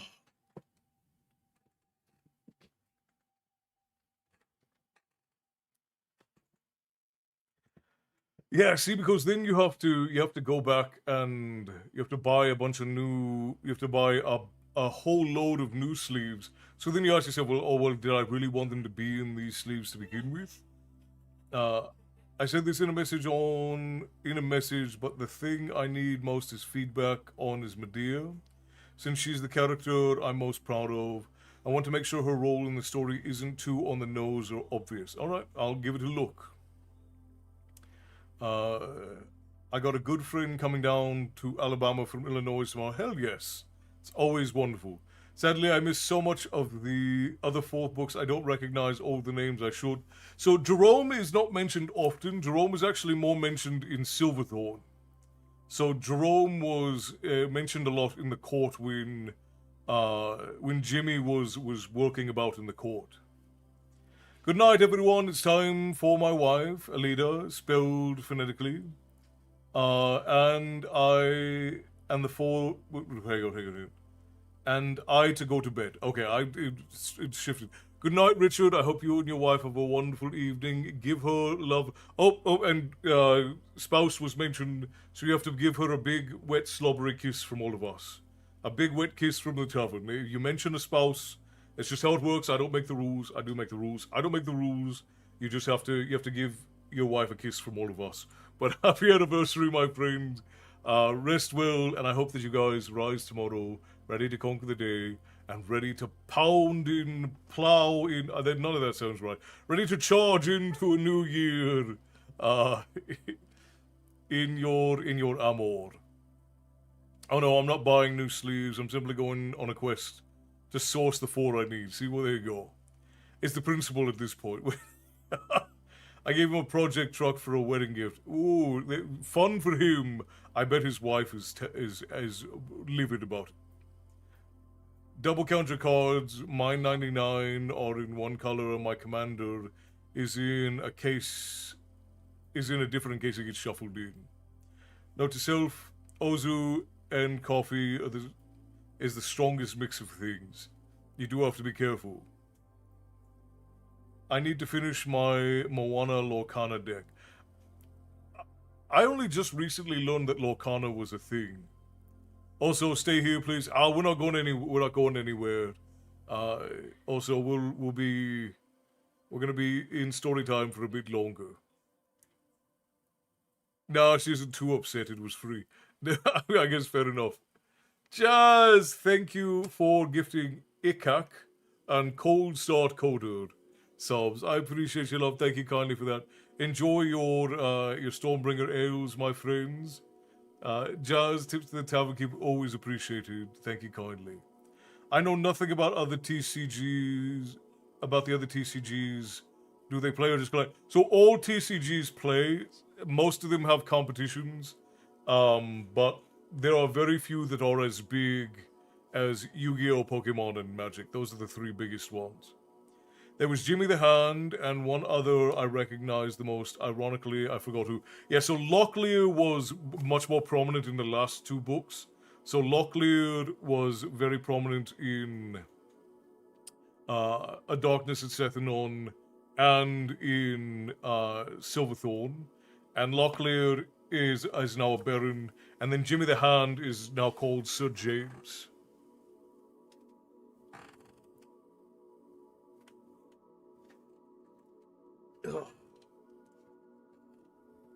Yeah, Lorcana is exclusively Disney. It's not really as big as far as like the competitive scene, but there are a lot of collectors in it. Please keep talking to me. I love your stories. Well, I'm glad also. I'm glad to have you in. I'm glad you enjoy the tales. All right. It looks like we're back from ads over on the Twitch portal, my friends. Welcome back. We're gonna pick up right here, and I'm gonna take a tiny sip. I played Gwent back in the day, Gunnar. I haven't played it in ages. Also, seeing the Mando movie with Matty. You have to let me know how it is, Matty. I have no faith in anything Star Trek or Star Wars anymore, so I don't waste my time on it unless I get overwhelmingly positive feedback. on the things. I know you and I don't have the same taste in Star Wars, but I'll at least consider it if you enjoy it. All right, where was I? Highness, he said, his speech tinged with a slight sing-song accent, our mistress, Lakisha, she who is Kesh, inquires as to the health of their highnesses. Convey our warmest regards to the Empress, responded Ruther, and tell her we are well. With pleasure, the ambassador answered. Now I must beg of His Highness an answer to the invitation sent by my mistress. The 75th anniversary of her magnificent birth is an event of unsurpassed joy to the Empire. We will host a jubilee that will be celebrated for 2 months. Would your highnesses be joining us? Already the king had sent his apologies, as had the ruler of every neighbouring sovereignty, from Craig to the eastern kingdoms. While there had been peace between the empire and her neighbours for an unusually long time, 11 years since the last major border clash, no ruler was full enough to come within the borders of the most feared nation upon Mid-Kemia. Those rejections were considered proper. The invitation to the Prince and Princess of Krondor was another matter. The western realm of the Kingdom of the Isles was almost a nation unto itself, with a responsibility for rulership given to the Prince of Krondor. Only the broadcast policy of the King's Court in Rillenon. Only the broadest policy came from the King's Court in Rillenon. And it was Arutha, as often as not, who had been the one to deal with Kesh's ambassadors. For the majority of potential conflict between Kesh and the kingdom was along the western realm's border. Arutha looked at his wife and then the ambassador. We regret that the press of our official duties prevents us from undertaking so long a journey, His Excellency. The ambassador's expression didn't change, but a slight hardening around the eyes indicated that Keshin considering the rejection close to an insult. That is regrettable, Highness. My mistress did so consider your presence vital. Should I say a gesture of friendship and goodwill? The odd comment was not lost upon Arutha. He nodded. Still, we would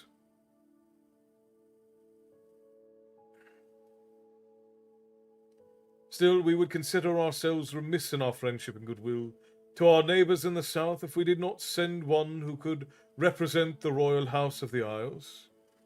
The ambassador's eyes at once fixed upon the twins. Prince Boric, heir presumptive to the throne of the Isles, Prince Boric, heir presumptive to the throne of the Isles, shall be our representative at the Empress's Jubilee, my lord. Boric, suddenly the focus of scrutiny, found himself standing more erect and felt an unexpected need to tug at his tunic. And his brother, Prince Erlond, will accompany him. Boric and Erlon exchanged startled glances. Kesh, Erlon whispered, astonishment barely contained. The Keshin ambassador inclined his head toward the princes, a moment in appreciation. A fitting gesture of respect and friendship, Highness. My mistress will be pleased. Arutha's gaze swept the room and for an instant fixed upon a man at the rear of the room, then continued on. As the Keshin ambassador withdrew, Arutha rose from his throne and said, We have much business before us this day. Court will resume tomorrow at the 10th hour of the watch. He offered his hand to his wife, who took it as she stood. Escorting the princess from the dais, he whispered to Boric, You and your brother in my chambers in 5 minutes. All 4 royal children bowed formally as their father and mother passed, then fell into procession behind them. Boric glanced at Erland and found his own curiosity mirrored in the face of his twin. The twins waited until they were out of the hall, and Erlon turned and grabbed Elena, spinning her roughly around in a bear hug. Boric gave her a whack on the backside, despite the softening effect of the folds of the fabric of her gown. "Beasts!" she exclaimed, and then she hugged each of them in turn. "I hate to say this, but I'm glad to see you back. Things have been dreadfully dull since you left." Boric grinned. "Not as I hear it, little sister." Erlon put his arm around his brother's neck and whispered in mock conspiracy. "It has come to my attention that 2 of the prince's squires were caught brawling a month ago, and the reason seems to be which would escort our sister to the festival at Benapis."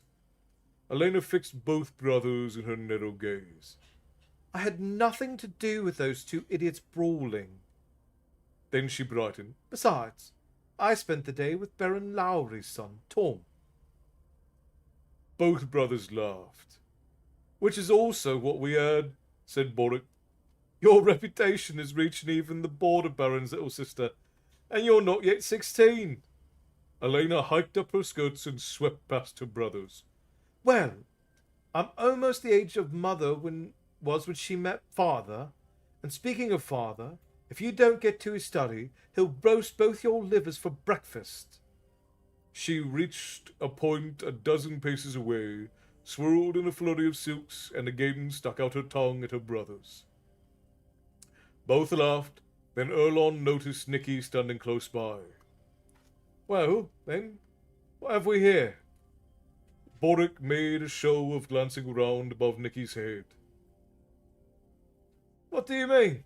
I see nothing." Nicky's expression turned to one of distress. "Boric," he said, almost whining. Boric glanced up. "What? He turned to his brother. "What is it?" Erlan slowly walked around Nicky. "I'm not sure. It's too small to be a goblin, yet too big to be a monkey. Say, perhaps, a very tall monkey. Not broad enough in the shoulders to be a dwarf. Too finely tailored to be a beggar boy." Nicky's face clouded over, tears began to form in his eyes. "You promised," he said, his voice catching in his throat. He looked up at his brothers, and they stood grinning down at him. Then the tears upon his cheeks kicked Boric in the shins and turned and fled. Half limping, rolling gait, not slowing him as he scampered down the hall, and the sound of his sobs following after. Boric rubbed his barked shin. "Ah, that boy can kick." He looked at Erlan. "Promised?" Erlan rolled his eyes heavenwards. "Not to tease him any more." He heaved a sigh. "Another round of lectures. He's sure to run to mother, and she'll speak to father," and Boric winced. "And we'll get another round of lectures." Then, as one, they said, "Father!" and they hurried towards Arutha's private quarters. The guard stationed at the door, seeing them approaching, opened the doors for them. Once inside, the twins found their father seated in his favourite chair, an old thing of wood and leather, but which he preferred to any of the dozens of other in the large conference hall. Standing slightly to his left were Barons James and Locklear. Arutha said, "Come in, you two." The twins came to stand before their father, Erland moving with a slight awkwardness, as his injured side had stiffened overnight. "Something wrong?" asked Arutha. Both his sons smiled weakly. Their father missed little. Boric said, He tried to beat and counter-lunge when he should have parried in 6. Fellow got inside his guard." Arutha's voice was cold. "Brawling again. I should have expected it, as Baron James obviously did." To James he said, "Anyone killed?" James said, No. But it was a bit close with the son of one of the city's more influential shippers." Arutha's anger surfaced as he slowly rose from his chair. A man able to hold emotions in check, the sight of such a display was rare, and for those who knew him well, unwelcome. He came to stand before the twins and for a moment appeared on the verge of striking them. He stared into the eyes of each. He bit off each word as he sought to regain control. What can you two possibly have been thinking of? Erlon said. It was self-defense, Father. The man was trying to skewer me. Boric chimed in. The man was cheating. He had an extra blue lady up his sleeve. Arutha almost spit as he said. I don't care if he had an extra deck up his sleeve. You aren't common soldiers, damn it. You're my sons! Arutha walked around them as if inspecting horses or reviewing his guard. Both boys endured close perusal, knowing their father's mood brooked no insolence. At last he threw up his hands in gesture of resignation and said, These aren't my sons. And he walked past the twins to stand next to the two barons. They got to be Liam's, he said, invoking the king's name. Arutha's brother had been known for his temper and brawling in his youth. Somehow Anita married me, but bore the king's ruffian brats. James could only nod in agreement. Must be some divine plan I don't understand. Turning his attention to his boys, he said, If your grandfather still lived, he'd have you over a barrel, a leather strap in his hand, no matter your size or age. You've acted like children once again, and should be treated like children. His voice rose as he walked back before them. I sent orders for you two to come home at once. But do you obey? No! Instead of coming straight away to the palace, you vanished into the poor quarter. 2 days later, Baron James finds you brawling in a tavern. He paused. Then in a neat shout he exclaimed, You could have been killed! Boric began to quip. Only if that Perry... Enough! Cried Arutha, his temper frayed beyond his ability to control it. He gripped Boric's tunic and pulled his son forward, off balance. You will not end this with a joke and a smile. You have defied me for the last time. He punctuated this with a shove that sent Boric half stumbling into his brother. Arutha's manner showed he had no patience for the flippancies from his sons he usually ignored. I didn't call you back because you missed the court. Because the court missed your particular sort of chaos. I think that another year or two on the border might have settled you down a bit. But I have no alternative. You have princely duties, and you are needed now. Boric and Erlond exchanged glances. Arutha's moods were old business to them. They had endured his anger, which was usually justified before. But this time something serious was occurring. Boric said, We're sorry, Father. We didn't realize it was a matter of duty that called us home. Because you are not expected to realize anything. You are expected to obey, shot back their father. Obviously out of patience with the entire exchange, he said, I am done with you for now. You must compose myself for the business of dealing in private with the Keshin ambassador this afternoon. Baron James will continue this conversation on my behalf. At the door he paused and said to James, Whatever you need do. But I want these miscreants impressed with the gravity of the things when I speak to them this afternoon. He closed the door without waiting for a response. James and Locklear moved to either side of the young princes, and James said, If your harnesses will be so kind as to follow us.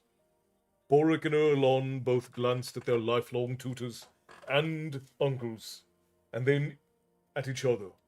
Both had an inkling of what was to come. Their father never laid strap nor hand upon any of his children, to the profound relief of his wife, but that still didn't prevent regular bouts of fighting practice when the boys were unruly, which was most of the time.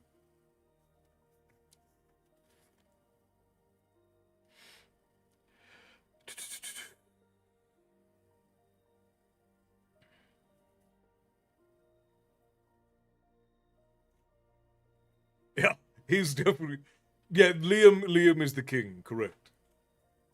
Yeah, we've never seen, like, even when he thought that Anita was going to die. Jimmy is now Baron James, right? Even when he thought Anita was going to die, Arutha was not this angry. So it tells you how the boys have worn his patience thin over the years. This is massive storytelling. Because it tells us all about how the boys have been in their young adulthood and adulthood leading up to this point. All Might, hello and welcome in. Grab yourself a seat. We're in the midst of a story.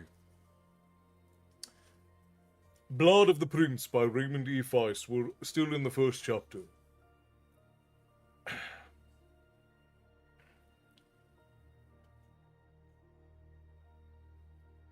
Waiting outside, Lieutenant William quietly fell into step with the twins and the barons as they moved down the hall. They hurried to the open door which led to Prince Arutha's gymnasium, a large room where the royal family could practice their skills with sword, dagger, or hand-to-hand combat. Baron James led the procession down the hall. At the door to the gymnasium, William again moved to open the door, but while he was second cousin to the twins, he was still merely a soldier in the company of nobles. Boric entered the room first, followed by Erlon, and James and Locklear and William behind. Inside the room, Boric nimbly turned and walked backwards, his hands raised in a boxer's pose as he said, "We're a lot older and bigger now, Uncle Jimmy.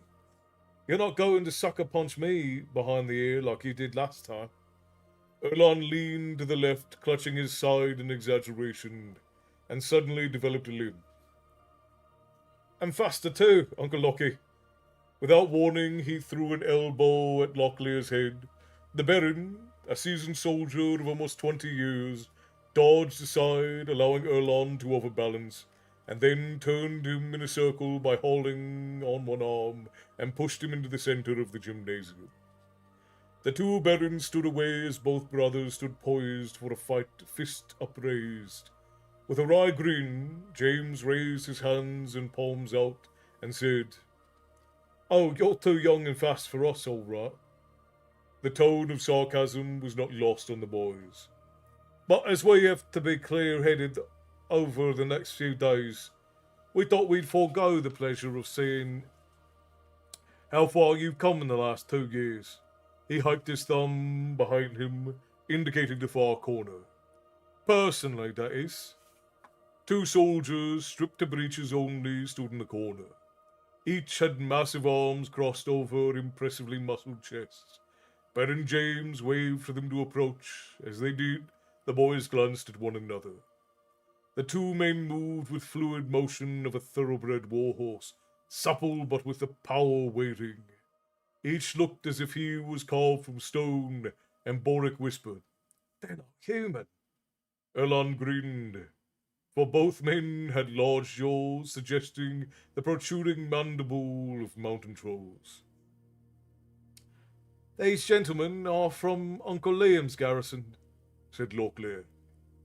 We had just had a demonstration of Royal Fistboxing Championships last week, and asked them to stay an extra few days with us." The 2 men began to move away from each other, circling the boys in opposite direction. Jimmy said, "The blonde-haired fellow is Sergeant Obregon, from Rodez garrison," Locklear interjected. "He's a champion of all men under 200 pounds. Ah, Erlund should be your student, Obregon. His side is injured. Be gentle with it."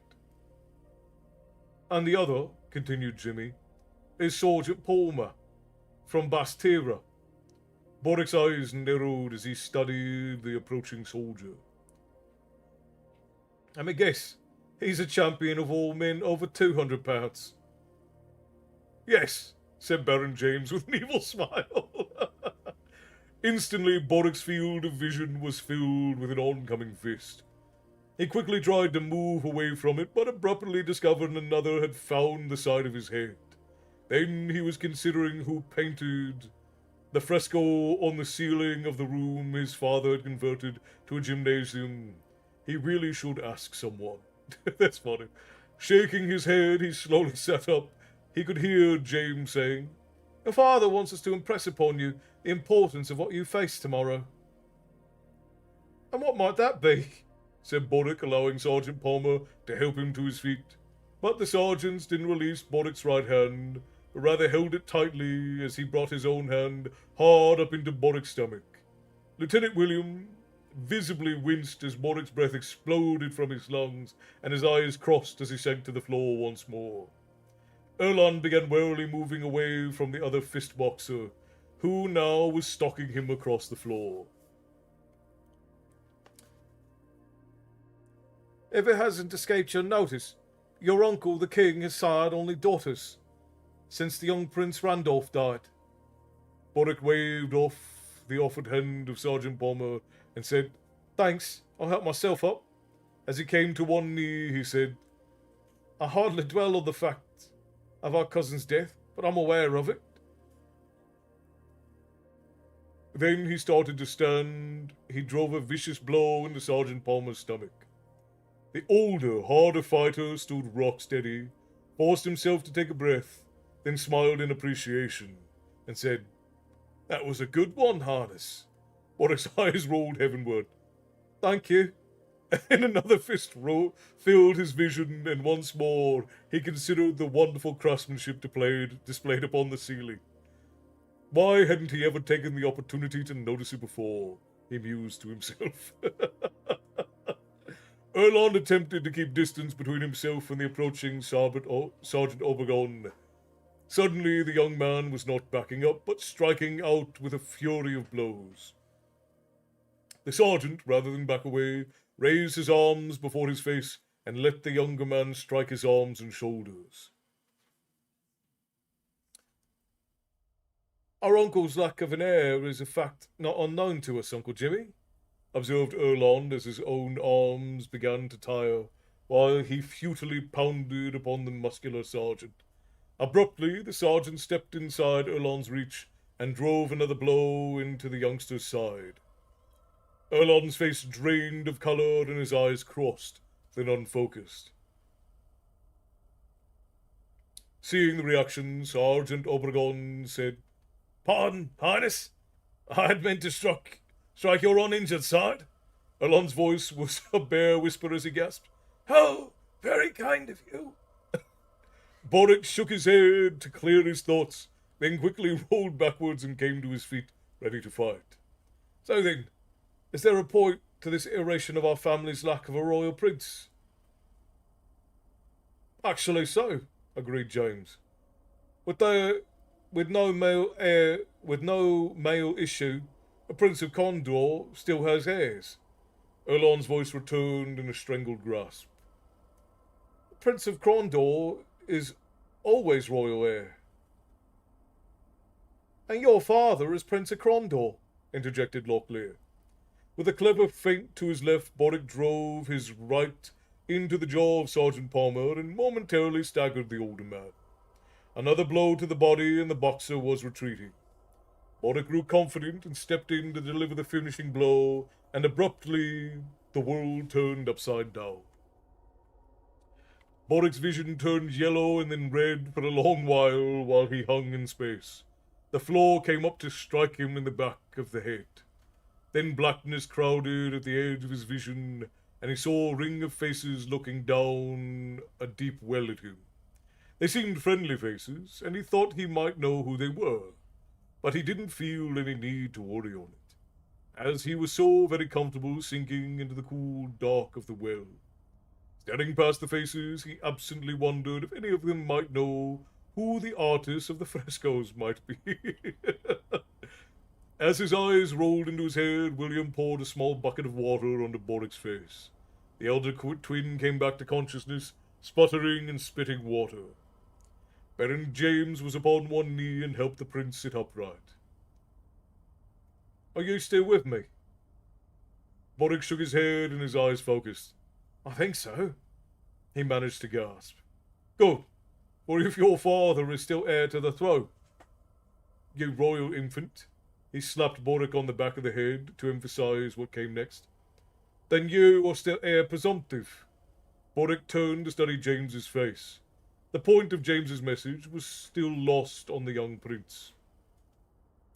So, Ninny, as it is unlikely our good king, your uncle, will father any sons at this stage in his life, given the Queen's age, should Arutha survive him, he will then be king. Reaching out to aid Boric to his feet, he added. And as the goddess of luck would have it, he slapped Boric playfully on the side of his face. You will almost certainly outlive your father, which means someday you shall be king. May heaven forfend, interjected Locklear. Boric looked around the room. The two sergeants had stepped back as pretense of boxing lessons was forgotten. King? Yes, you stone-crowned dolt, said Locklear. If we're still alive, we'll have to kneel before you and pretend that you know what you're doing. So, continued James, your father has decided it's time for you to stop behaving like a spoiled child of rich cattle merchant and start acting like the future king of the Isles. Erlon came to stand beside his brother, leaning upon him slightly. So, why not just simply, he winced as he moved the wrong way, straining his re-injured side, tell us what's going on? James said, I convinced your father the lesson needed to be emphasized. He studied the two princes. You've been educated, taught by the best instructors your father could employ. You speak what? 6, 7 languages? You can do sums and calculate like engineers at a siege. You can discourse from the teachings of ancients. You have music and painting skills, and you know etiquette of court. You're skilled swordsman and, he glanced at the two boxers, somewhat gifted students of fisticuffs. He stepped away. But in 19 years since your birth, you've never given a single sign that anything other than a spoiled, self-indulgent children, not princes of the realm. His voice rose and his tone turned angry. And when we're done with you, you'll be acting like royal crown prince instead of spoiled children. Boric stood crestfallen. Spoiled child? Erland grinned at his brother's discomfort. Well, that's it then, isn't it? Boric shall have to mend his ways, and you and father will be happy. James's wicked grin turned to Erland. As will you, my lovely. For if this child of foolish nature should go on to get his throat cut by the angry husband of a Cashian court lady, and it's you who will wear the Condor crown of Milanon some day. And should he not, you'll still be heir until unlikely event that of your brother becoming a father. Even then, you'll most likely end up duke somewhere. Letting his voice drop a bit, he said. So both of you begin to learn your office, Boric said. Yes, I know. First thing tomorrow. Come, let's get some rest. Boric looked down and discovered a restraining hand upon his chest. Not so fast, said James. You haven't finished your lesson. Uncle Jimmy, began Erlon. You made your point, said Boric, anger in his voice. I think not, answered the Baron. You're still a pair of rude sods. Turning to the two sergeants, he said, If you please, continue.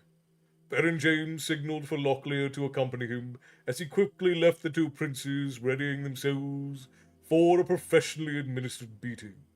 As the two nobles left the court, James mentioned to Lieutenant Williams, When they've had enough, get them to their quarters and let them rest and see that they eat. Then ensure that they are up and ready to see his highness by mid-afternoon. William saluted and turned to watch as both princes tumbled to the canvas mat again. He shook his head. This wasn't going to be a pretty sight. And so ends chapter 1 of Prince of the Blood.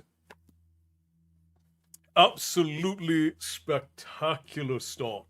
I am already entranced. Thank you all, mate. I appreciate you. Miscreants, this coffee is not working. I'm late. I was watching Bullet Train, which is obviously hilarious, But I'm glad I caught you down. I'm glad you made it in as well, Crow. Also, it is like first of all, I love this series. The series is spectacular to begin with. Feist is a wonderful writer. Thank you, Milu, for the sip. I appreciate you. Cheers.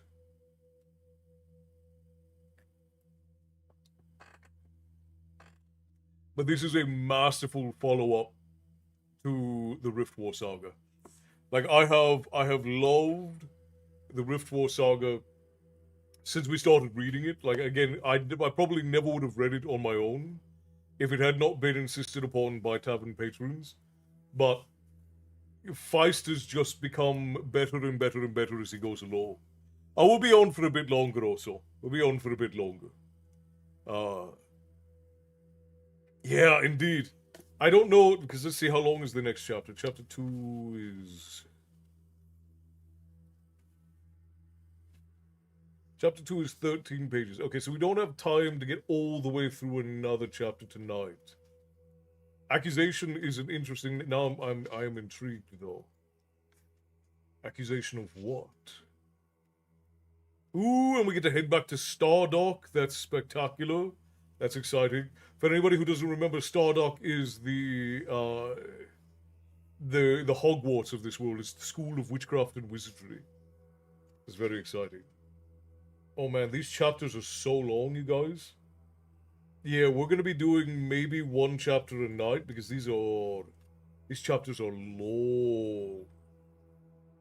The next chapter is 13 pages, but the chapter after that is nearly 20 pages. And these are small margin pages from the 1980s. But this so far is very exciting. The ending there actually reminds me of my own childhood, because when we messed up as young men, especially if we messed up in ways that our uncles considered to be detrimental to family or clan or society, we would have to go out and spar with our uncles, and that's a hell of a thing.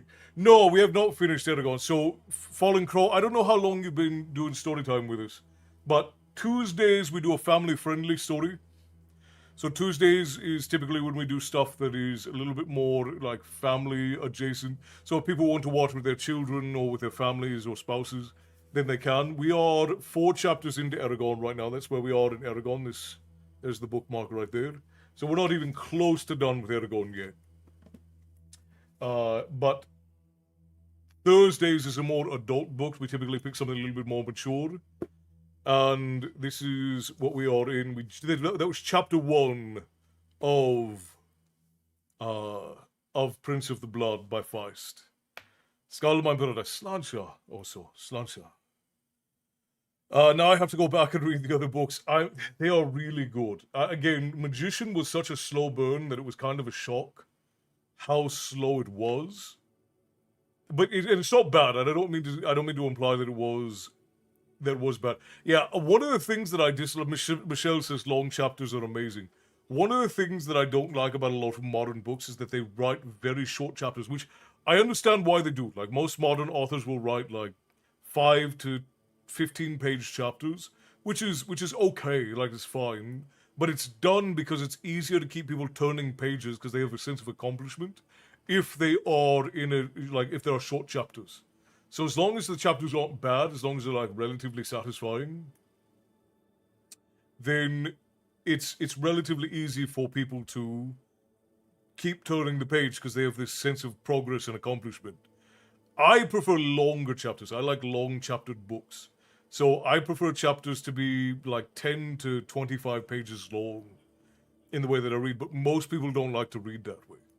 So when I get a book that has, I'm reading the Overlord light novels right now. I actually need to get back to reading them. I haven't read them in probably about a month now.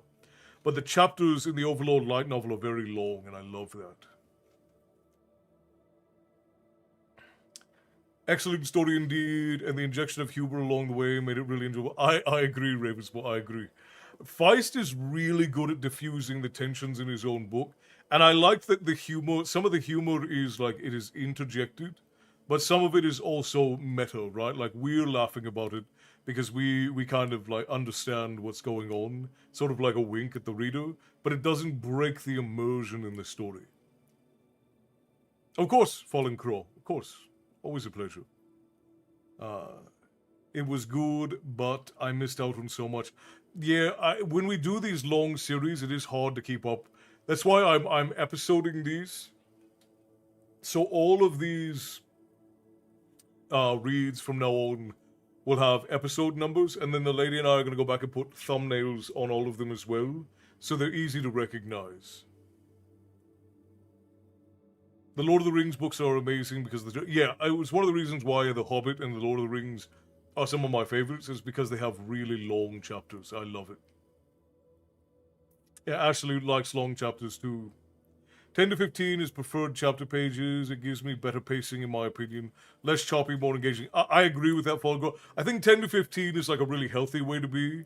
If you have like a really epic story with a lot of long jaunts in it, being as much as 25 pages, I think can work. Most authors can't pull off a 20-25 page chapter because it just tends to drag quite a bit. But yeah, I think you're right. About 10 to 15 pages per chapter is the sweet spot. And then I think that the 15 to 25 is 25 is the most I would go for the chapter. And it's broken down into parts and books within the book. Yeah. Which it wasn't supposed to be. Obviously, that happened as a result of the publishing. But it ends up working out really well for the letting the story breathe. Because can you imagine reading all the way through Lord of the Rings without the breaks that come from the Fellowship, the Two Towers, and then the Return of the King? It would be absolutely wild with how long the chapters are.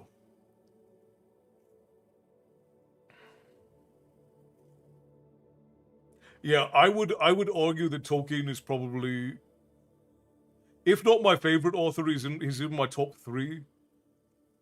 I mean, I can't really think of anybody who I enjoy more than Tolkien. Because, like, for me, my top 3 authors are Tolkien, Lewis, and Dixon, Gordon R. Dixon. Those are my 3 favorite writers. Although Feist has quickly made his way into my top 10. I love Feist. Feist is really good. He's probably in my he's probably in my 8 or 9 slot.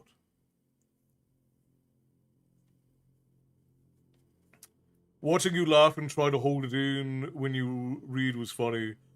It was for me a lot of fun waiting for your reactions as I know what's going on. Yeah, I mean, Feist is really good at being self-referential without making it campy, which is interesting because a lot of authors can't do that.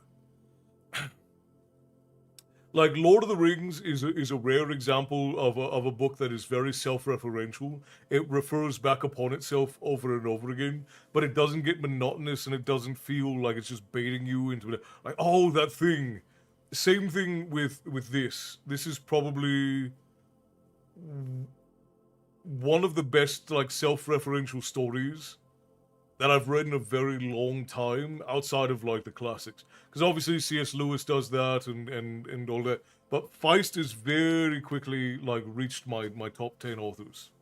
I like it when short chapters are used as a method of intensity, like when it's used to emphasize something. Yeah, like Polini is a kind of a sporadic writer as far as like his chapter lengths go. And in the bit here, let's see, because you have Discovery, and then you have all of this here, and then he has a very short, so you have Dragon Tales, which is about, let's see, this one, I think was, Dragon Tales was just over like 16 pages, which is chapter 3, and then he has a very short chapter which is just 3 pages long called Fate's Gift, which is where the egg hatches, right? So it's used really well for the intensity of the thing. Not quite fantasy, but Zelazny is an incredible author. Zelazny.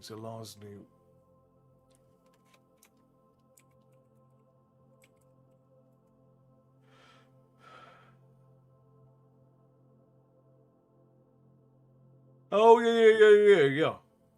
Well, no, I would say that counts as fantasy. You're talking about Roger Zelazny, right, Chaz? Oh, by the way, everybody, I didn't see it before, but Santana bought everybody a drink. So raise your glass to Santana. Prince of Albert. Yeah, I've read my father had a bunch of old paperbacks. Which he had like a bunch of like the Dragon Rider ones, the Dragon Riders of Pern. He had the Tales of Earthsea, and a lot of like other similar books like that. And among them was Guns of Avalon. And I read Guns of Avalon when I was very young. And Guns of Avalon is I don't want to say it's super old, but it's almost 60 years old now. I've written in 1972. But I've read Guns of Avalon by Roger Zelazny. Zelazny. I remember enjoying it. I haven't read any of his books in a long time. Like I read that one probably when I was very young, so I was probably 15 or 16 years old. But I do remember enjoying it. Alongside that one, I read a book called Winds of Altair by Ben Bova, and Ben Bova is also a spectacular science fiction writer as well. I don't enjoy science fiction as much as I do fantasy fiction. I like fantasy quite a bit more, but I do like some of the classical fantasy, like Isaac Asimov's whole catalog is very good. Isaac Asimov, of course, is like a legendary sci-fi writer. I like a lot of the old sci-fi short stories, like The Third Kind. Oh, I'm sorry, The Fifth Kind. And oh god, there was another one that was called like Screechers or something.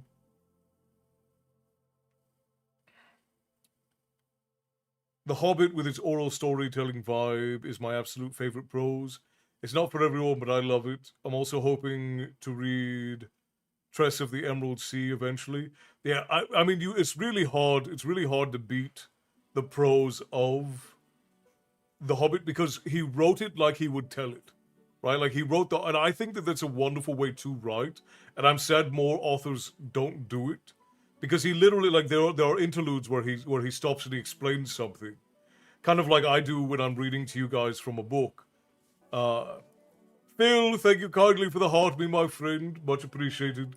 Tips to the Tavern Keeper, always appreciated. I really thought I was gonna love Dune, and I didn't really get into it, but I don't hate it. But yeah, I don't really like Dune. Is very contrived to me. Like I think there's a lot of brilliant things about Dune. I think Dune is well written, but the story overall of Dune has a lot of contrivances in it, and I don't love Dune. Dune is Dune is overly complex for no reason. I like a lot of what was done with Dune, but I don't enjoy Dune as a series. It's uh I'm back for Dune. But it's very complex for no reason. It kind of talks down to its reader like the author thinks he's smarter than you, which you get a lot when you get very academic people who write fantasy. They tend to write speaking down to the reader. And I don't know. I never really enjoyed Dune. And again, it's well written. It's very complex. It's got a lot of wonderful things about it. I just don't enjoy that style of literature. It's just not for me. And I say this coming from a literary background. Like I went to university for English literature and for communications and for mythology and language. So I just didn't really enjoy it. The Dresden Files by Jim Butcher is a good book series too. I've had that one recommended to me a lot. I've never read it. Sorry, I had to call my mom and dad. Sorry, I had to call my dad and mom. Decided to pick a fight. I also hope my own story doesn't talk down to the reader. Well, it's very easy to do, but it usually happens with writers from academic backgrounds. Like when you get writers who have like master's degrees or doctorates who then write fiction, they tend to. this is going to be a bit crude, but they tend to huff their own farts a bit when they're writing. Like they tend to think that whatever comes out of them doesn't stink, and it's usually academic writers who write that way, and they just it's what mine does. It's highly accidental. Yeah, you basically have to believe that you're smarter than everybody else to a degree. They try to bid you with their snobbery. Yeah, and I don't even think it's on purpose. Like, it's not something that I think writers go out of their way to do. But a lot of academics have sort of a passive disdain for uneducated people, people who are not formally educated. And I say this, I was in the realm of academia for almost a decade and a half when I worked a little bit at universities. I never finished my degree, full disclosure. I got all the way up to the point of a bachelor's degree, never finished it, and then didn't even actually finish paying for for the last semester that I was there, because I was kind of fed up with the whole university system by that time.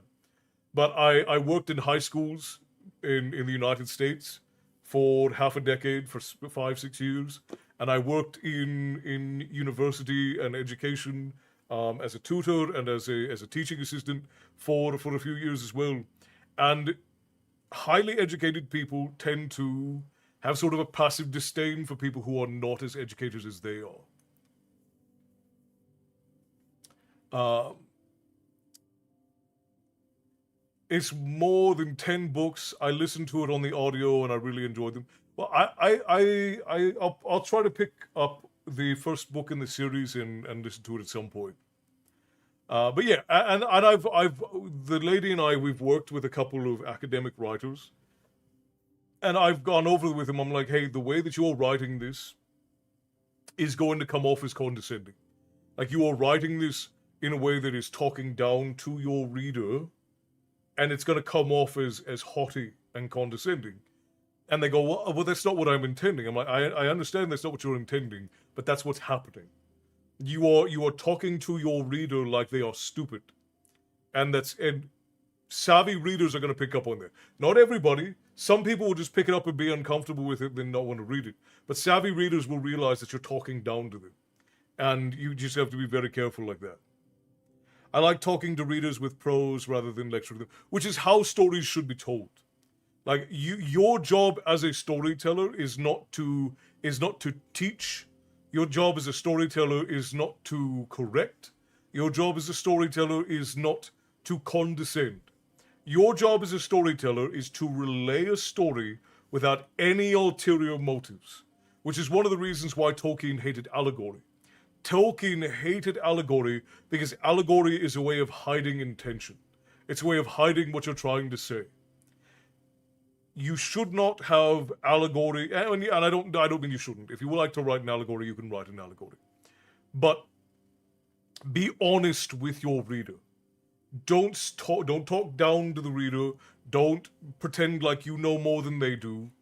Write a story for the purpose of telling a story, and you'll have a good story. Tolkien, in spite of the fact that Tolkien was very intelligent, I think he had like 2 or 3 doctorates. The man was brilliant.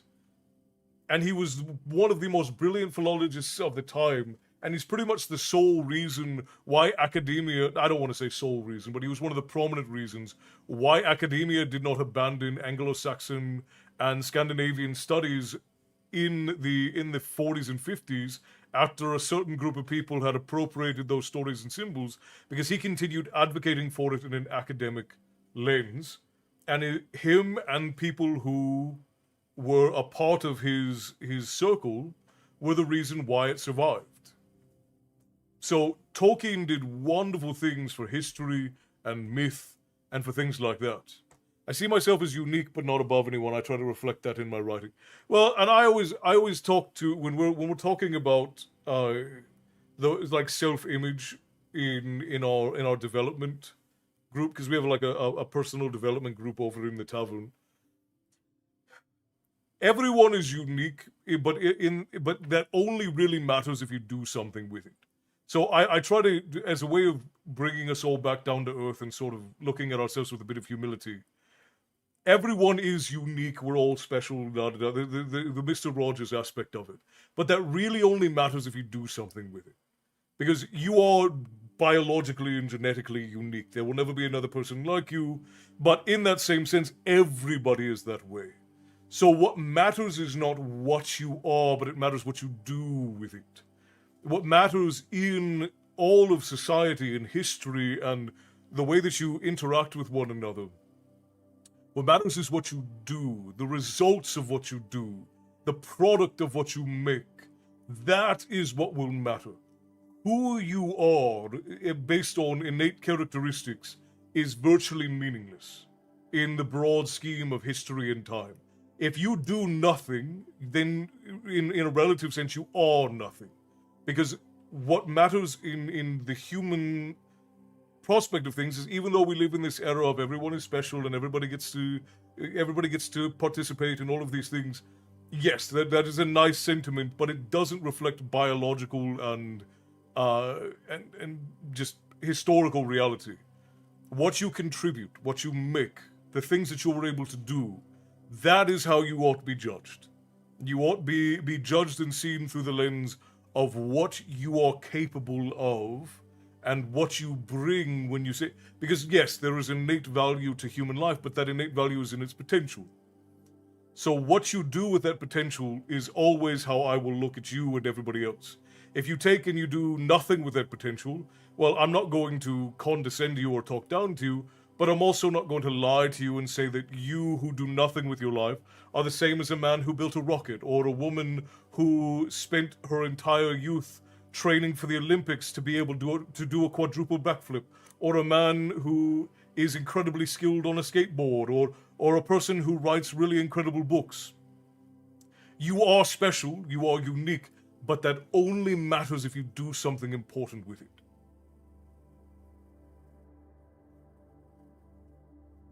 No, I know. I'm just expounding upon what you're saying, Matty. Is that if you as an author keep in mind that you are just the conveyor of the story.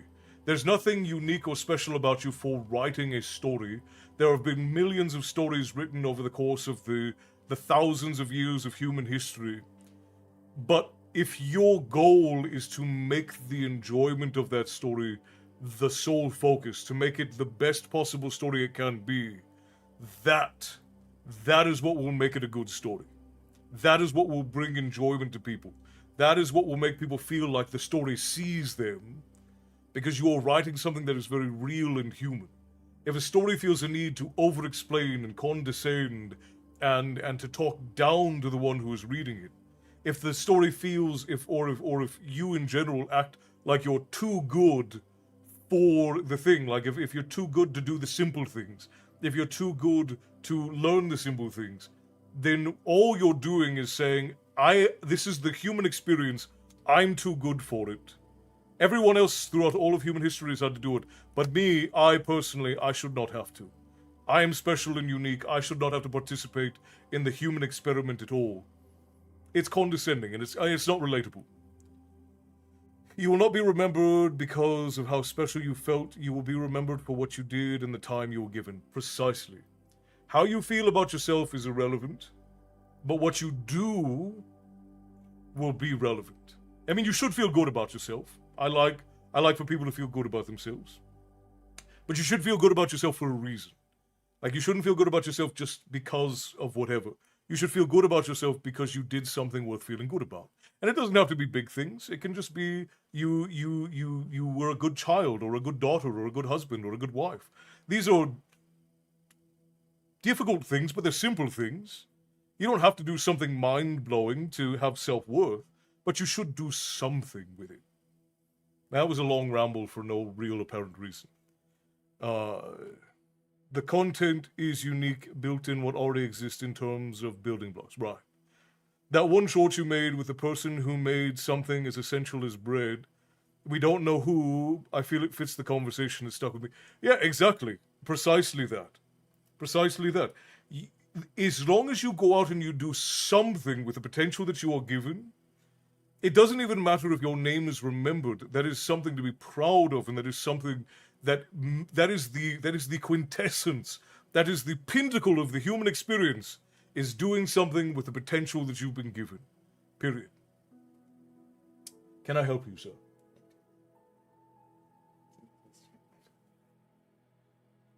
What did your mother say?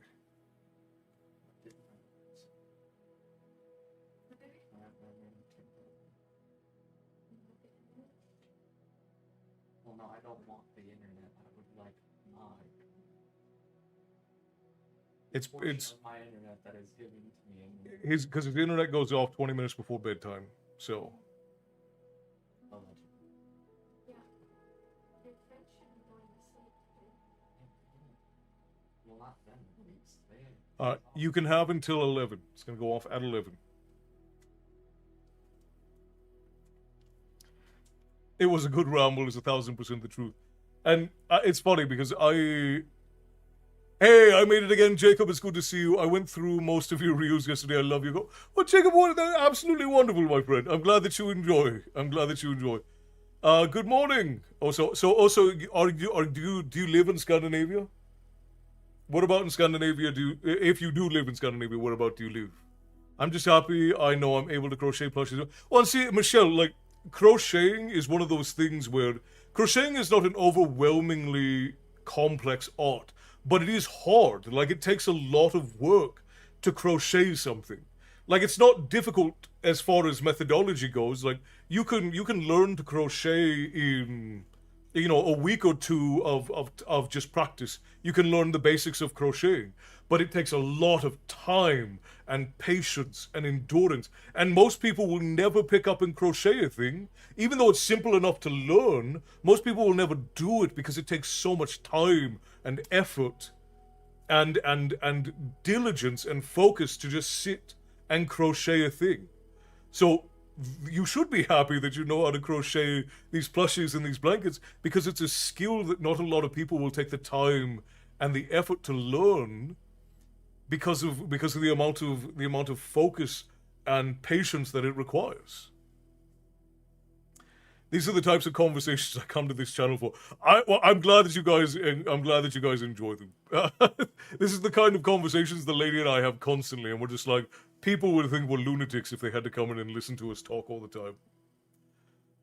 Okay, guys, I don't want to run ads again, but just so that we can have no ads interrupting us up to the end, because I want to do a couple of songs before I send you guys off. I think we'll be on for about another 15 minutes. So let's run ads real quick over on Twitch, and then we'll be right back. 3 minutes. I'm crocheting now. It's a 6-foot blanket, and I started it from the Heart of It readathon. So 3 weeks now working on it. 6 foot. Wow, that's a lot of work. It's very calming for me. A lot of things are like that. Like, I used to enjoy doing bookbinding and silver work with Michael. Like, I've always, like, I learned blacksmithing when I was very young, and I'm not a master blacksmith or anything. I know the generals of it, because we had to mentor under the craftsmen in our family when we were young. And I learned blacksmithing and silversmithing very young, but I liked silversmithing, and I liked bookbinding because it's repetitive, but it's got a rhythm to it. And that rhythm is very calming and satisfying. I loved that rhythm. This conversation sparked something in my brain. Saturday is my 3-year milestone of the shop. Hell yeah, Tyson, that's exciting. What a wonderful, and about 3 years and already a master mechanic. Look at him. He'll be a legend that goes down in history. Legends say that Tyson once took apart a Ford Mustang and put it back together as a Dodge Charger. Speaking of books, I just bought a page of the 1576 copy of the Geneva Bible. Wow! That's a hell of a treasure. What inspired you to do that? Also, Castle, just curious, can I use a video editor for audiobooks? You can, you should not. You get a lot of audio degradation in video editors, unless you're using something like DaVinci Resolve, but you should use something like Audition, which I hate to tell people to go and spend more money on Adobe, but if you're editing audio, you want to use something like Audition or Audacity. Audacity is the free one, and they continue adding new tools. I prefer Audacity, but if you want something that's got more preset options to it, then Audition through Adobe.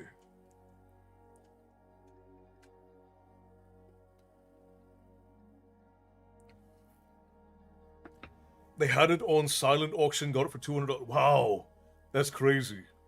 What a treasure. It's amazing the divide that happens between people when a mundane task is put upon them. It really is, got it. And you can tell a lot about a person by how they will react to a mundane task. Blacksmithing is something I would actually really love to get into. Matthew has told me so. Blacksmithing is very calming. And I liked silversmithing because it wasn't as hot. One of the big issues I take with blacksmithing is I get very hot very quickly. So being around a forge and a hot iron and just in a hot shop, very difficult for me to do because I get so sweaty and so hot that it's hard to stay hydrated. But silversmithing is that same kind of rhythm, and like depending on what you're smithing. But there's not quite as much heat that has to go into it. It's not quite as hot as a blacksmithing shop. The last blanket I made was for my son, and I used, I think, 30 skeins of yarn. Wow. That is a wild project.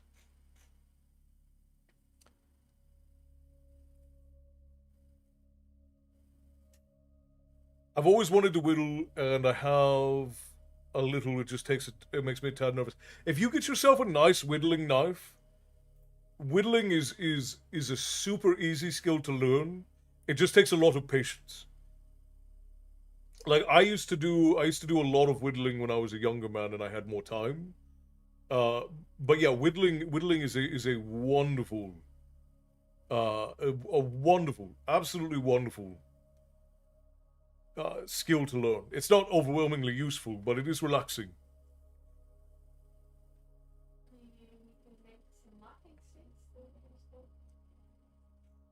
That's true. You could make some walking sticks or shillelaghs.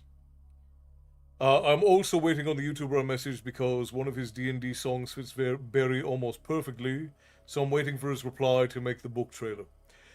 Yeah, don't wait too long because I would warn you against working with other creators, Matty. It ends up being a whole lot of creators are incredibly vain. Influencers and creators are incredibly vain. And it is very difficult to work with people who create content for a living. So I would say you'd be better off finding something that is more easily licensable rather than relying on another creator to get something. And I don't say that I'm not trying to be overwhelmingly negative. There's a reason why the lady and I don't often collaborate with other people. And there's a reason why we don't take sponsorships. And it's because there's a whole lot of drama that goes on in the creation space that we would just rather avoid. Now, it means that we don't grow as quickly as other creators might, and it means that we don't make as much money as other creators might. But it avoids a lot of the drama that comes along with doing the things. I haven't heard of whittling since I was a boy, man. That was some of the calmest times I had as a boy. Yeah, whittling is a very calming, just hobby to have. One of my favorite hobbies is archery. I love deer hunting. That's its own lessons in patience, control under duress, and humility. Getting within 30 meters of a deer is tough. That's true, Jacob. When I was a boy, because we go through adulthood trials in my family where if you are going to eat a thing, you have to learn where it comes from. So very young, we learn about gardening and cultivating and preparing and preserving foods. And then we also have to learn how to hunt and butcher and prepare and preserve the meats of different animals and whatnot. Matthew loves carving. I mean, carving is so much fun. Like taking a piece of dead wood and then just shaping it into something. I think that all of the shaping crafts are very interesting, like modeling and pottery and carving. They're just fascinating. There's so much beauty in it. Hannah, hello, welcome in. Obsidian Thorns, thank you for the follow. You've marked us on your map. You should be able to find your way back the next time you seek a story. Would I be better off using the shanty you made for me with a voiceover? I'm asking mostly because I don't want to misstep or cause drama. Yeah, again, you can do what you like. I would avoid working with creators that you don't know. And even then, be very careful working with creators that you do know. There's a whole... Influencers and content creators are very vain creatures, and they are very self-centered, and there's a lot of drama and a lot of BS that goes on that is just better to avoid. Oh darn, it's very hard to get close to a deer. I live on a field surrounded by woods, and our deer are actually not scared of us anymore. They will stare at the car and then just calmly walk away. I trust... Well, Una and I are very different in that regard. We're not like other girls. We actively avoid drama. Like, our entire life philosophy is around avoiding unnecessary conflict and drama. Like, if conflict has to happen, more than happy to have it. More than happy to have it. But when it comes to unnecessary drama, like drama that is just cultivated for its own sake, we avoid it like the plague. Just, I want none of it. I don't even watch drama shows anymore because I'm so tired of it.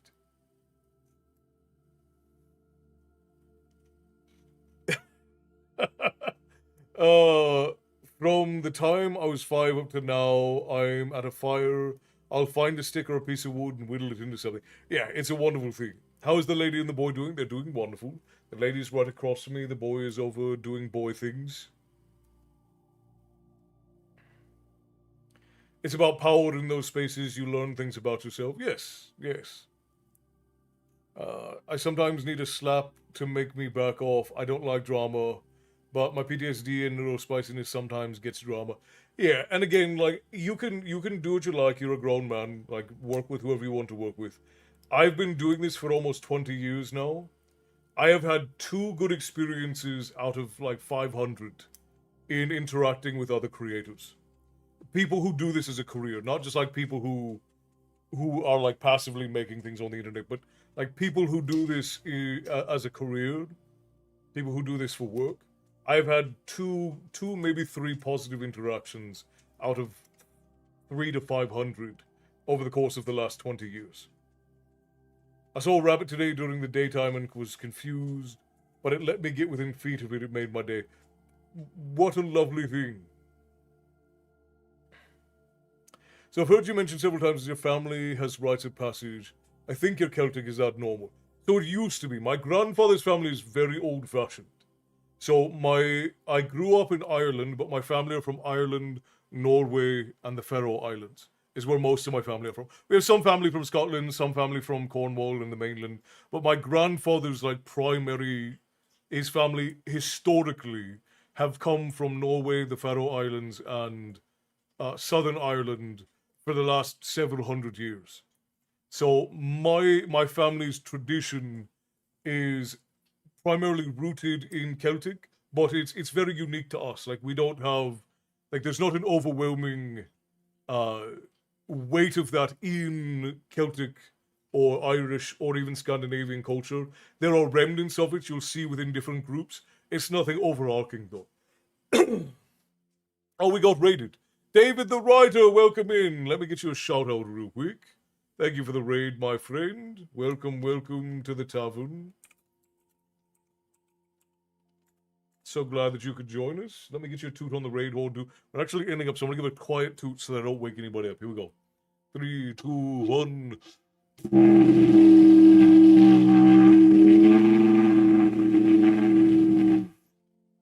Gotta give a quiet toot so we don't wake everybody up. But hello, my friend. Welcome in. I'm glad you could join us. You were playing Minecraft. Well, glad you could join us. I don't know if this is your first time being here in the tavern, but I am Castle. This is my tavern, and here we talk about myth and lore and tales of yore, and every now and again I read you all a story. Tonight we were reading from Prince of the Blood by Raymond E. Feist, and on Tuesdays we're reading from Eragon by Christopher Polini. Oop, there we go. And you have found yourself in our tavern, a tavern at the end of the world where all stories eventually come to rest. And you found your way here because you sought a story. So, you've marked us on your map. You should be able to find your way back the next time that you see a story. I do performative reads, so I voice all of the characters, and I try to be very dramatic with it so that it's fun. But we'll be back with Eragon on Tuesday. Tuesday, 4 p.m. Pacific Standard Time. Thank you for the follow, my friend. We're very glad to have you. So I think I might be better off just work with you and Una then, which means I need to draft a budget for myself. I think not hard. Yeah, and again, don't over invest in the early parts. You want a lot of the early traffic for your books to be organic. So you want to structure content around it more than you necessarily want to focus on like big grand things. You want the early traffic for your book to come from people who have genuinely built a connection with it, and then it'll grow a lot easier from there. When you're self-publishing anyways. That's the best way to do it. So I think I might be... Oh, I already read that. And yeah, we love Eragon too. My dog said hi, and that she's falling asleep to your voice. Oh, good. I'm glad to have her. Good night, Ashley. Rest well. I hope you have a wonderful evening, love. Thank you kindly for coming in. I'm glad you and Mateus are okay. Give him a big wet smooch from us. We have a man petitioning my lord soon, who said he worships Odin, Freya, and Loki, but I'm very confused as to how that works. Do you have any reels explaining how people worship the gods? I don't. I try to avoid religion because it's a very contentious sort of subject. Generally speaking, when it comes to the worship of like figures like Odin and Freya and Loki, a lot of that is very modern. You'll have people who either have what are called eclectic practices, which is where they choose gods from one pantheon or multiple pantheons, and then they just kind of make up their own religion, is what eclecticism is. They will take aspects of different mysticisms and magics and belief systems and sort of stitch them together on their own. It's not historical, but it is something like it does. You can really do whatever you want. It's not very historical, but it is what some folk do, and it's what a lot of folk do nowadays. Generally, the religion that you have for Scandinavia is Wodinism or Asatru. Asatru is more Icelandic, and Wodinism was more Swedish. And they basically take inspiration from the old, really the only religious information we have about classic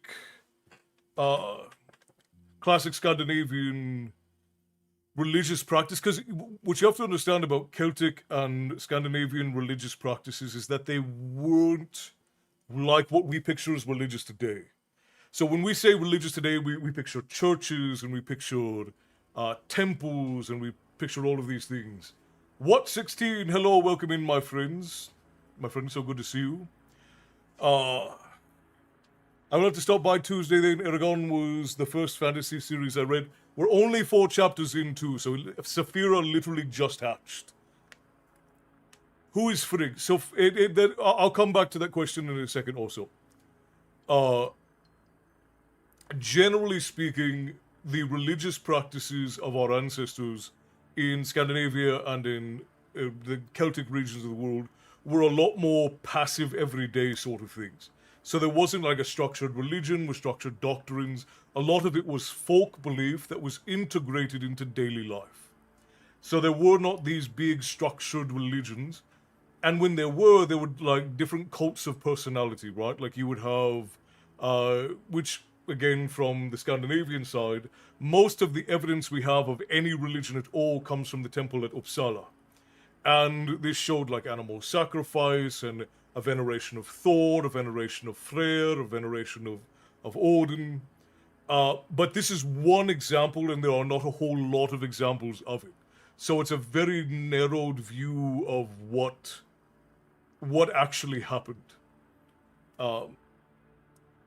and the reality is that when it comes to those cults, and I don't use cult in a derogatory way in this instance.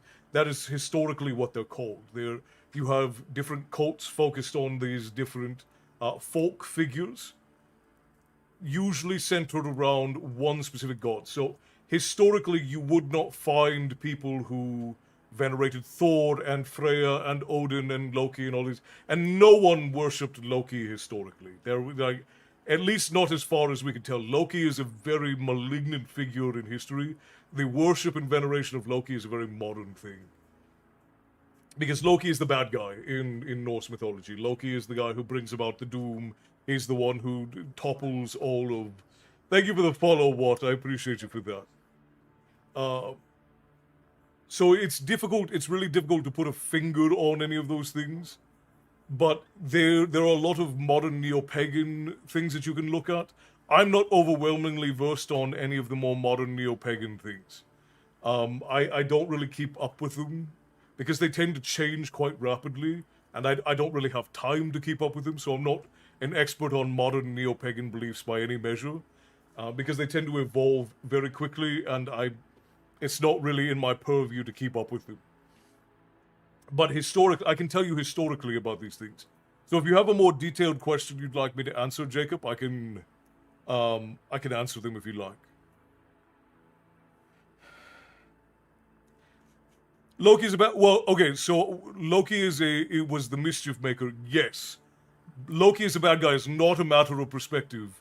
Historically, the vast majority of Scandinavians believe that Loki was the bad guy. Is what I'm saying. Like, a lot of people will reinterpret this now through a more modern lens, but Loki was the toppling of order and social hierarchy. Loki was the destruction of all that was good in that story. So historically, Loki was the bad guy. Historically, Scandinavians and Icelanders believed and practiced and thought and considered Loki to be the bad guy. Yeah, Obsidian Thorns makes a good point. Most trickster gods were feared because, and this is again historically throughout all of human history, trickster gods were never venerated. They were sometimes satiated. People would leave offerings for trickster gods, but they were almost never worshipped because the tricksters meant that livestock were being poisoned, fields were being wilted, and so on and so forth, right? Thank you for the answer. That's probably the best answer you could have given. Your knowledge is appreciated. I just passed it along. I can't claim it in any way. I'm just messing around. I feel like he would have liked differences in perspective. Oh, you mean Jacob? Yeah. And again, I try to give I try not to give my personal opinion on these things when people ask me. I try to give the historical or most common perspective. I can give my family's perspective on these things. But I generally try to give the historical perspective, so that you have something that you can go and work from.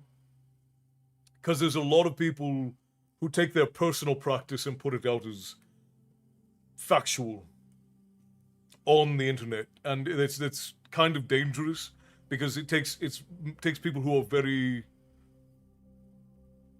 easily influenced on the internet, young folk who are just looking for a thread of something important to grab onto, and then they sort of run with it. The Odin from my story ended up with the name Odin Ravenshadow, so I can say this isn't the Odin from the myth, but drawing inspiration. Yeah, which is well enough. Loki was the scapegoat, which historically meant that out of the two goats, one was sacrificed and the other scapegoat was released. It was believed to carry away all the evils that went with it. Yeah, and Loki is, like, if you look at the stories, Loki was definitely the punching bag of the gods.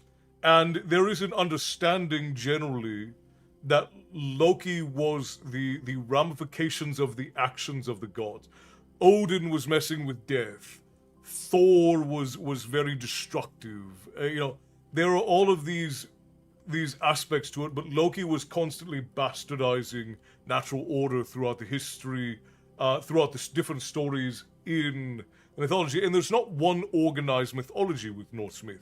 People from different areas believe different things. The common thread is that Loki is the bad guy. You'll see that throughout everything. The rise of trickster gods in worship is a counterbalance to our Alugot. Very well could be. Again, I don't put a whole lot of focus on these things. They basically saw them as bringers of doom and chaos. Right. Yeah. In my story, instead of Valkyries, there is a goddess who fills the role named Zala. Oh, that's interesting. What? Oh, also, to answer your question, Frigg is a very contentious figure in Norse myth. Some people believe that she's a different figure from Freya or Froya. And there are two schools of thought in it. Generally speaking, my family and the way that we read it, our academic read is that they're two separate figures, but that Odin had multiple wives. It was not uncommon for chieftains to have a wife and multiple consorts for the bearing of children, even in Scandinavia. Especially in the time when the figure, the human figure who a lot of Odin's stories are based on, probably existed. Quick question, Castle. On the nose, how does a story sound based off of cyberpunk, not the original genre? The original genre, not the game per se, and nautical Watertown. Imagine Water World on somewhat smaller scale. Do you mean because if you're talking about something like BioShock, I love stuff like that. If you're talking about something in the range of BioShock is one of my favorite game series of all time. I love BioShock. That genre of like nautical cyberpunk or nautical steampunk, I like it. I like it a lot. The sad part is we hardly have any evidence that wasn't influenced by Christians. I don't know that it's sad, because if you think about it from the perspective of nobody was recording anything in the Celtic pagan groups or in the Nordic pagan groups. Like, and I don't use pagan necessarily as a religious term, but culturally, the Celts handed down everything orally, and so did a lot of the Scandinavians. If Christians had not gone in and recorded these things, we wouldn't have any of them. So it is unfortunate to a degree that it's through a lens, but it's pretty easy to see where Christian influence lies in the recording of a thing. And even beyond that is that no matter what, you're always going to have a bias in the writing, right? Like when we look at the writings of Caesar and those who were who were fighting the Celts, right? Like pretty much everything that they say about the Celts is that the Celts were brutal and that they had like this monstrous aspect to them. And obviously that was framed because of the way that the Celts interacted with the Romans. The Maury show would put up numbers in Greek mythos. Yeah, yes it would. Yeah, so what are your thoughts on the name Thrud Thunderhand? It's the name of one of my characters, one of Electra's blood, if you remember her, from what is now the prequel of Berry's story. It's difficult to link characters across cultures like that, but it's a fine name. It's a feasible name. Not so much BioShock, but like floating villages and using boats to get around, but fish trade is a huge deal, but having that cyberpunk aspect, high-tech, low-life. Yeah, I mean, it sounds interesting to me. Sword Talk, hello, hey there, little brother. Have you seen the poems that I posted on Discord? I have not been through the Discord, really, Sword Talk. I've had so much to do, so... They basically saw them as bringers of doom and chaos. More or less, Michelle, more or less. That answer had me pass my college anthropology class. Oh, I see what you're saying, Obsidian. Yeah. I meant more so the knowledge we have no knowledge of, and sad in the sense of future people, us losing the ability to know it. It's late, my brain is brain. No, and I make the clarification, Crow, because a lot of the discourse online around this is, oh, the Christians came in, they changed everything, they destroyed everything, they broke everything. Which really wasn't the case. That's not how historically it happened. A lot of times it was Christians who didn't have any power going in and preserving things, and then later on, kings or popes or lords coming in and wrecking things afterwards. Like it's not really so cut and dry as like Christians came in and they destroyed everything. And so I try to break up that nuance a little bit whenever the topic comes up, because a lot is owed to these Christian monks who just sat around scribing things all day. Like historically, we owe a lot to these guys because if it hadn't been for them sitting around and writing things down like Gerald of Wales and the Venerable Bede, and a lot of these guys who literally spent their entire lives, sometimes 50, 60 years, just spent their entire lives like recording things that they saw, recording things that they heard, traveling around and collecting stories, and having their monks travel around and collecting stories and then writing them down. If it weren't for these guys, history would be very blank because nobody else was really doing it at the time. Well, and even then, like amongst the Greeks and the Romans, there were only a few dozen, like really prominent scribes every 100 years who were really taking the time to go and record these things in a time when no one else was really doing it. Like it was not a popular or laudable thing to record stories until 200 years ago, maybe. Like the scribes and storytellers were often uplifted, but their jobs were not popular. Like it was not really a popular thing to be, like nobody was going out of their way to be a storyteller or be a scribe or be a fabulist or a mythologist, because it was a lot of thankless work for not a whole lot of laudability, you know? So while a lot of people will like to point and say, oh, well, all of these things are tainted by the Christians, that may be, but they wouldn't even exist if the Christians hadn't decided to record it. Because even in the instance of like, a lot of people like to say, oh, well, all of these Celtic tribes were crushed by the church. They weren't. They were crushed by Rome. The Romans crushed all of the Celtic tribes, and it's only because of the Christians at the time that any of their stories even got recorded. Because look at how much we have pre-Christianity about the Celts. Most of it is written by the Greeks and the Romans. And then it's only after, in the first century when the Christians start emerging that we actually start getting a lot of these things written down. One of the greatest scribes in my mind is whoever wrote down what the Stoics believed. Well, and a lot of Stoic methodology and writings and things, a lot of those things were passed down because of the Christians. Admittedly, a lot of it was written down by the Greeks and the Romans, but if it hadn't been for Christian scribes, even in like China and Japan and Korea recorded things meticulously. Like in the East, it was entirely different.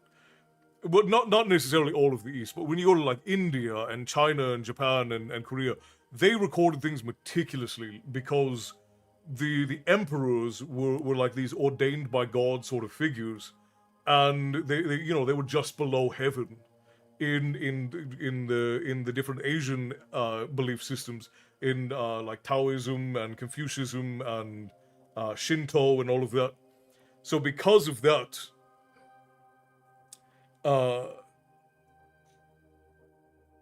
their stuff is very heavily recorded because there's a lot of pride from the ruling class. But a lot of the stories in those cultures wouldn't have even been recorded if it hadn't been for the later like Christian scribes that came in and recorded entirely different stories from what was being recorded by the local priests and whatnot.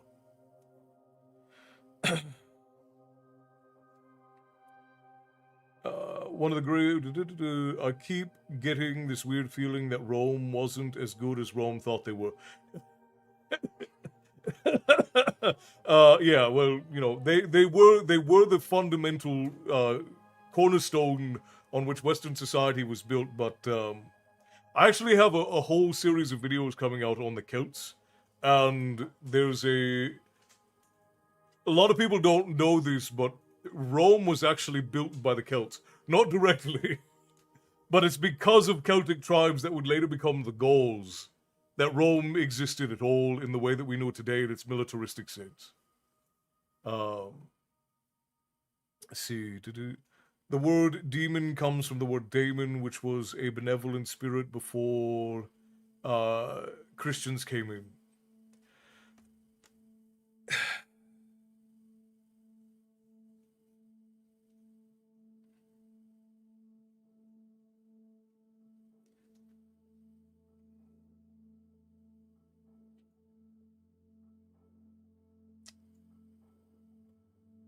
I don't know that that's an accurate way to describe it, Matty.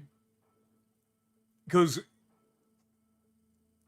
admittedly in Christian beliefs, demons are malignant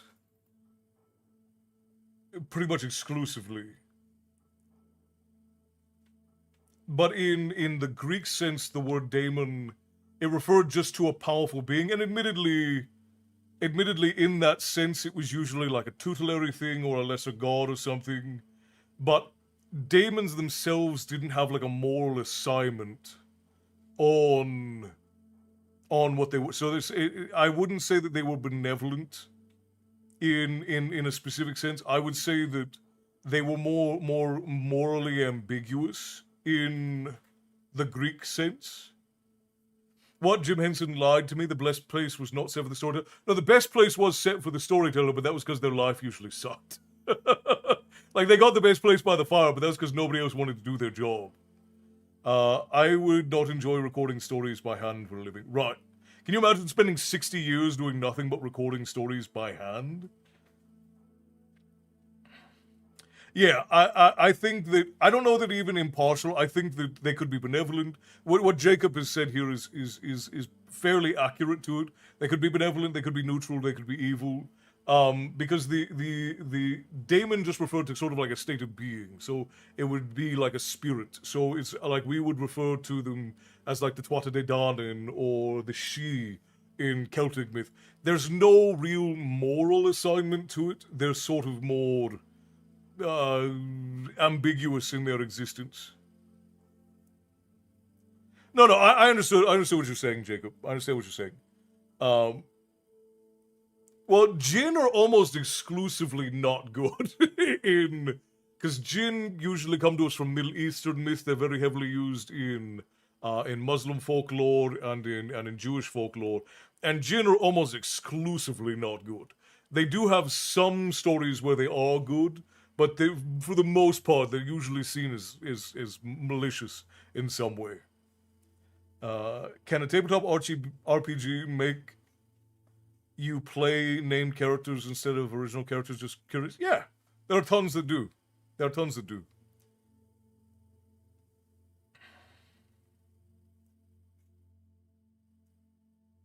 Daemons aren't so far away from egregores in the sense of what they were believed to be. I'd say that that's a fair comparison.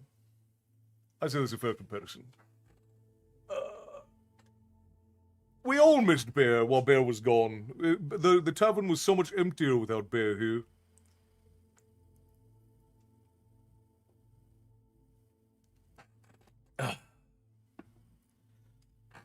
But yeah, and demons and daemons are like, they're sort of phonetically related, but not directly. Like, biblical demons are malignant and malevolent spirits exclusively, and then you have different figures which are like fallen angels, right? Still here, you know what? I need to sing us a couple of songs and get you guys off to bed, because I know many of you should be in bed already. So let's get a couple of songs under our belt, and then I'll send you guys off to bed. Oh, Milu wanted to see the dog. I didn't see that come in. Milu, you should have bugged me. Come here, stupid. Say hello. Up. Come on. Up. Up. There he is. Come on, big guy. Get over here. Say hello to everybody. Oh my gosh, you're so stinky. It's gotten hot. We need to give you a bath. You're so stinky. And your breath smells terrible. This is Coda, by the way. For any of you who've never met Coda, look at that big old happy face. Such a goofball. I have to drive. I have a 2-hour drive tomorrow morning. You should most definitely uh, go and get some sleep, Hannah. I got to show you that after reading this Bible page, the different phonetics, even within the English language, are like language is an incredible and beautiful thing. Demons are malevolent spirits. Demons ask, "How about them apples?" Right, right, Herring. Right. Good night, Sotok. We'll see you later. Okay, I have another tabletop. I have an other tabletop RPG based on a war that I've mentioned in my story Bible. In the greater lore, it kind of has a Borderlands vibe with unlockable characters you can switch to. Yeah, it's 1 o'clock here. 1 o'clock in the morning or 1 o'clock in the afternoon, Crow? The Warhound, yes indeed. The English in 1576 is vastly different from even the case. Yeah, I mean, if you'd go back every 100 years, there's a guy on TikTok who does this, and it's very fascinating. I did linguistics was my second minor when I was in university, and obviously my grandfather has us all study language when we're young.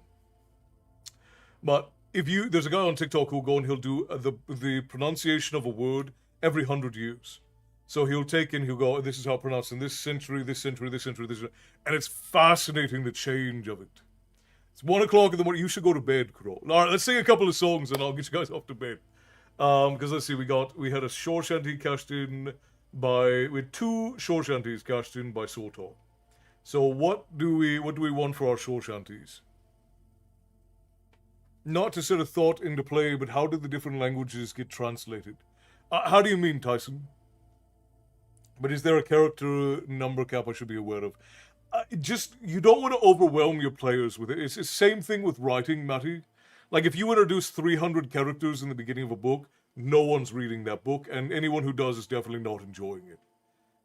So you have to just keep in mind 12:53. Yeah, all right. Let's sing some songs and then get done.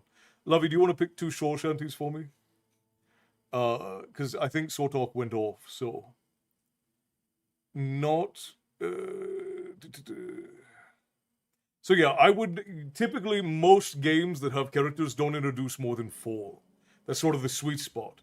But if you have a board game with playable characters, I would say don't do more than 12.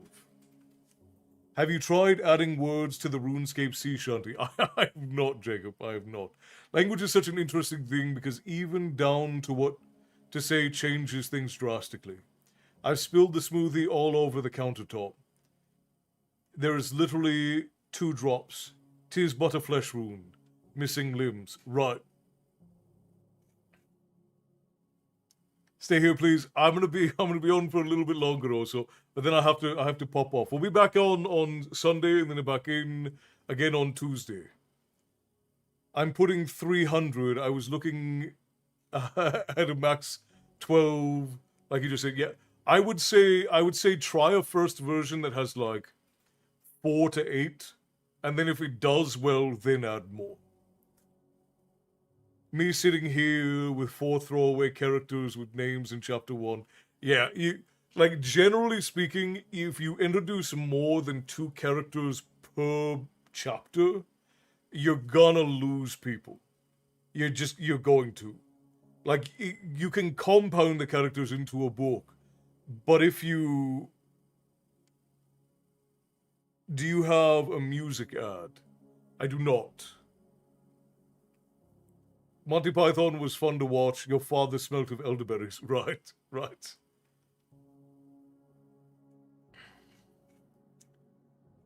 Petra says Valhalla Calling. Yeah, we can do Valhalla Calling.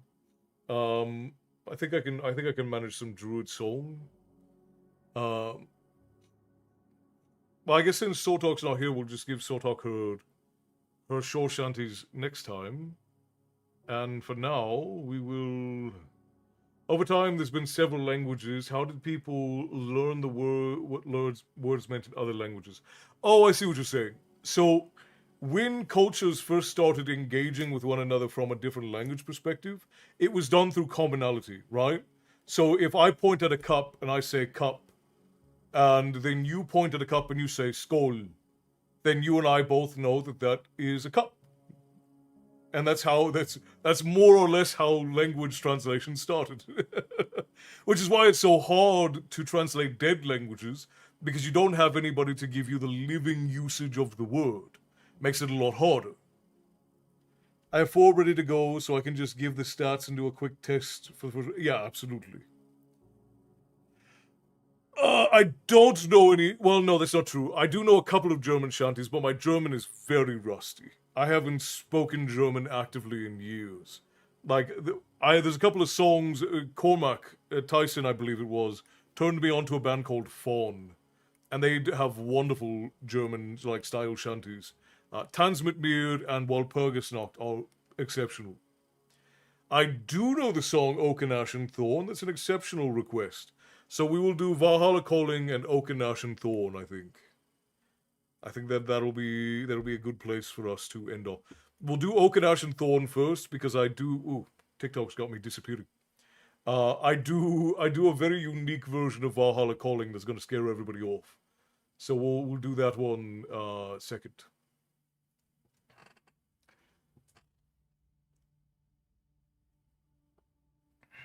We can do Hoist Up the Thing too. Hoist Up the Thing's fast. So we'll do those 3. We'll do Hoist Up the Thing, we'll do Oaken Ash and Thorn, and then we'll do Valhalla Calling in the tavern style. It's been a while since we've done it, so that should be fun. So we'll do Hoist Up the Thing first. Now, if you've never been in the tavern for a shanty, thank you, Hannah. I appreciate you. If you've never been in the tavern for a shanty, what we do is we sing shanties together. Which means if you know the words, you have to sing along. You have to. If you don't, you get banned forever from the tavern. All right. This is Hoist Up the Thing by The Longest John. Crow, I don't know if you've ever been in here for my rendition of Valhalla Calling, but it can be a little bit frightening. Yeah, I think multiple endings is a way to go. Also, I would love that. Spectacular. Also, I'm glad you're enjoying yourself, my friend. First time for a shanty. Well, let's get into it. All right. Fresh out of college with grades straight from hell, I browse for a trade at which I could excel, and add for a ship in need of some manning, men sails in purpose but lacking a captain. What luck, says I, to find such good fortune? A few white lies later I ran down the pier. I bought me a coat and a cutlass or 2. Jumped on the deck and I yelled at the crew. Hoist up the thing, batten down the what's-it. What's that thing spinning? Somebody should stop it. Turn hard to port, that's not port, now I've got it. Trust me, I'm in control. I can't sing the shanties, it has to be said, and all of that grog just goes right to my head. Whale meat is gross and I miss a girl's laugh. 5 weeks at sea and even Dave seems a catch. Hoist up the thing, batten down the what's-it. What's that thing spinning? Somebody should stop it. Turn hard to port, that's not port, now I've got it. Trust me, I'm in control. We've hit icy waters, no land to be seen. The food's getting low and the beer has gone green. There's murmurs of discontent under the deck. If I don't act fast, it could be my neck. So pull up the charts and those weird gold machines. I see what it says, but I've no clue what it means. Just pull on some levers and yank on some chains and feign a back till we've landed again. Hoist up the thing, batten down the what's-it. What's that thing spinning? Somebody should stop it. Turn hard to port, that's not port, now I've got it. Trust me, I'm in control. Hoist up the thing, batten down the what's-it. What's that thing spinning? Somebody should stop it. Turn hard to port, this is jail, now I've got it. Trust me, I'm in control. Oh, trust me, I'm in control. That's a silly one, but we like it. All right. Next, thank you guys for the song. Appreciate you for it. See, this is what I'm saying. You say frightening, I say wonderful. What you say and what is just genuinely fascinating.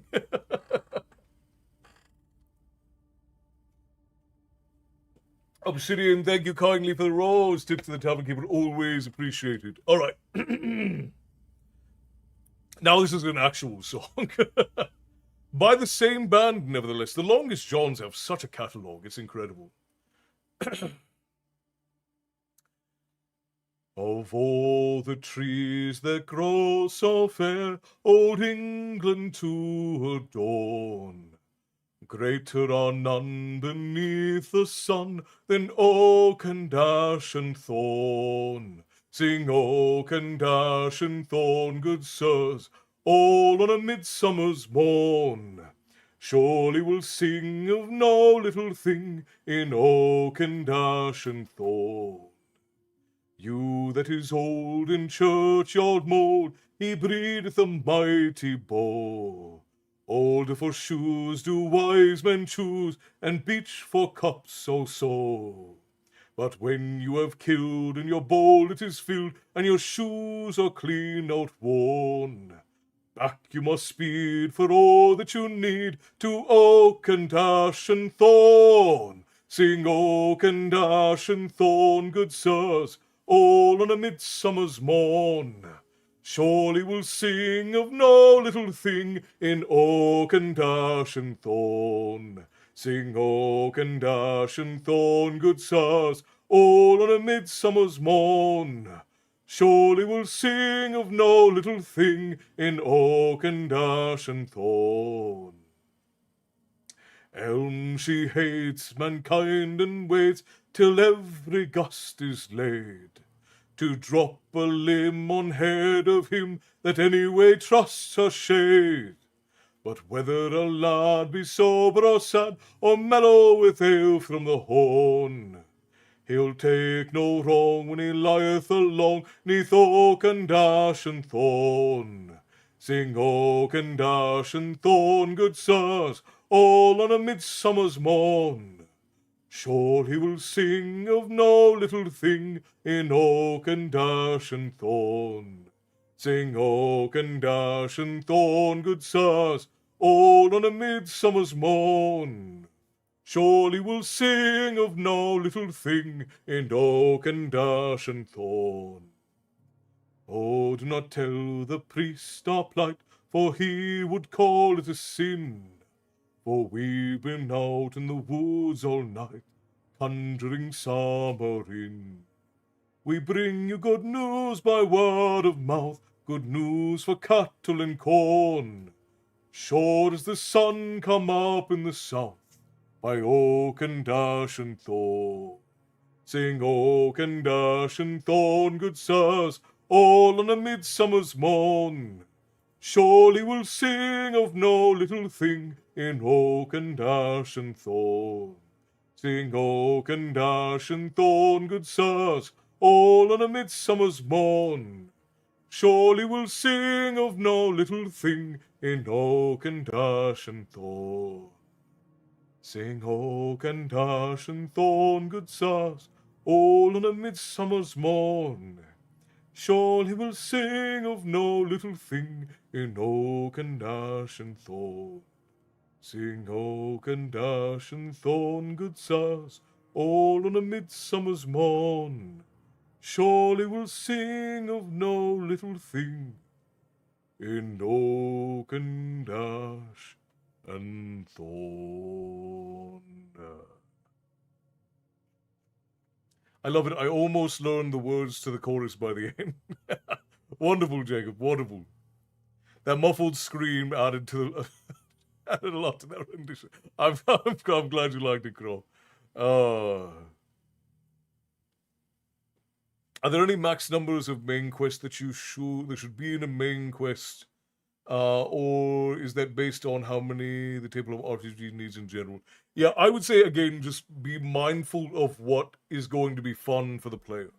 And don't think from your perspective, because you might be a freak weirdo like the lady and I. Think about it from the perspective of a casual player. What is going to be fun for a casual player to do is what you need to think about. Okay, final song, my friends. We are going to do Valhalla Calling. Now, if you've never heard Valhalla Calling here on the in the tavern before, it's a very popular song, got very popular on TikTok back in 2020, 2021. It's written by the Miracle of Sound. It's a wonderful song based off of a line, I believe, from the Havamal, though don't quote me on that.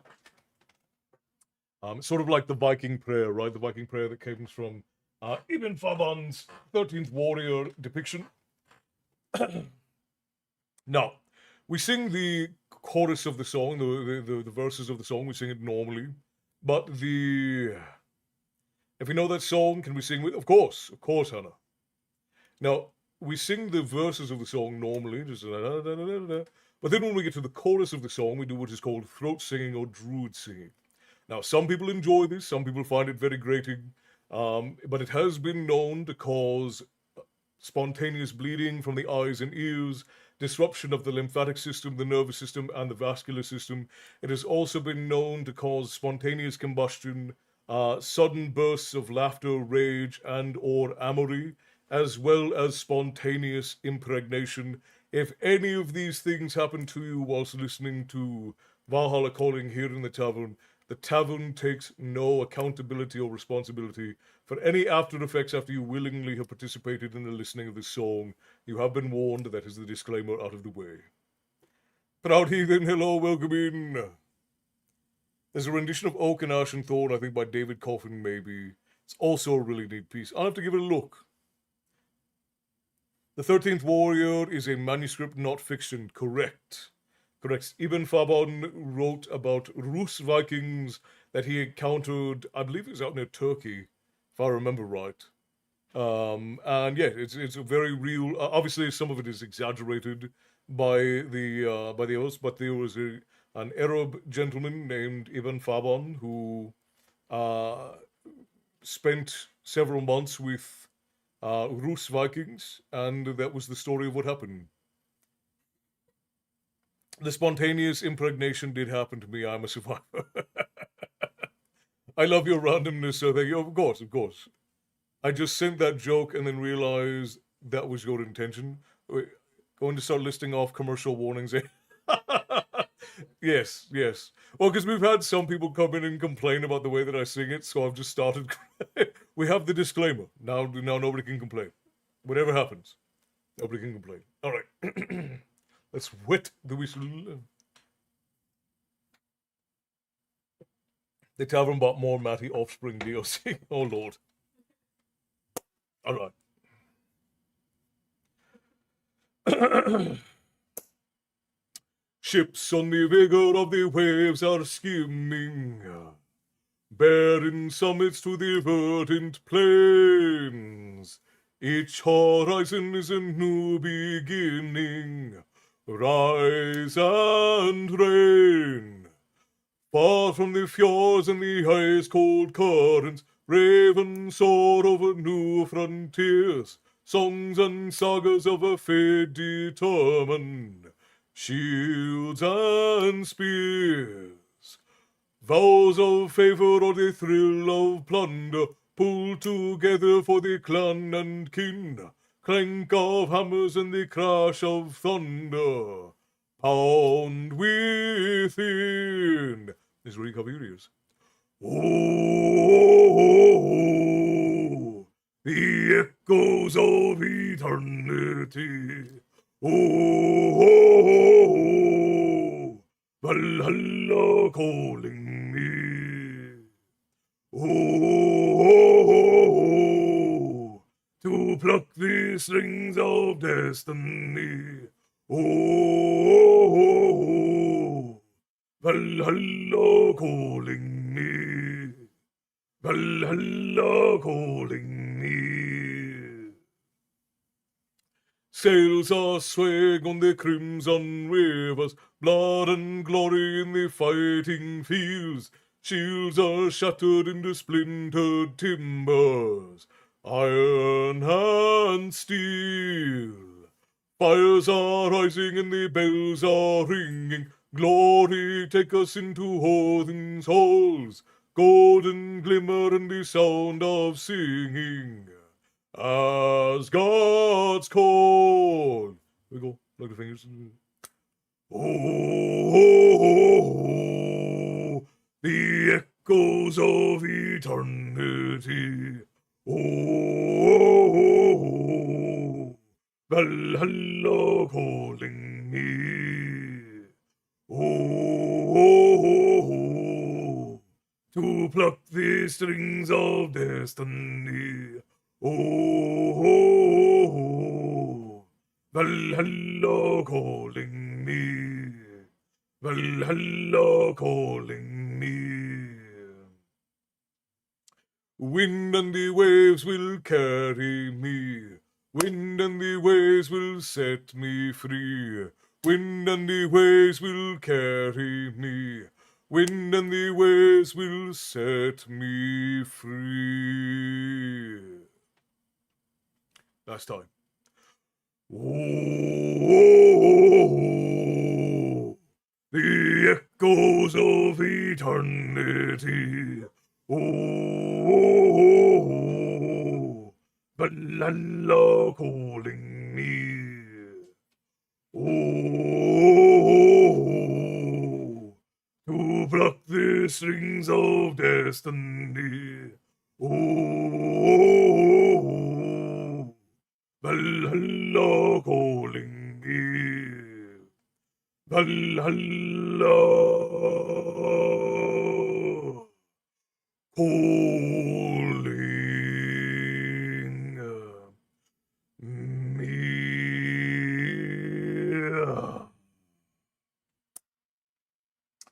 Thank you for the songs, my friends. Absolutely lovely to sing with you. I hear this song on TikTok time to time, and it isn't your version, and it makes my heart genuinely sad. It feels more genuine the way you sing. Well, thank you, Gunnar. I appreciate that. Also, I love you. I love you too, my friend. I love you too. That's actually quite satisfying to the ear. Almost makes me want to nap. So you got the better end of the side effects. It caused spontaneous sleepiness in you.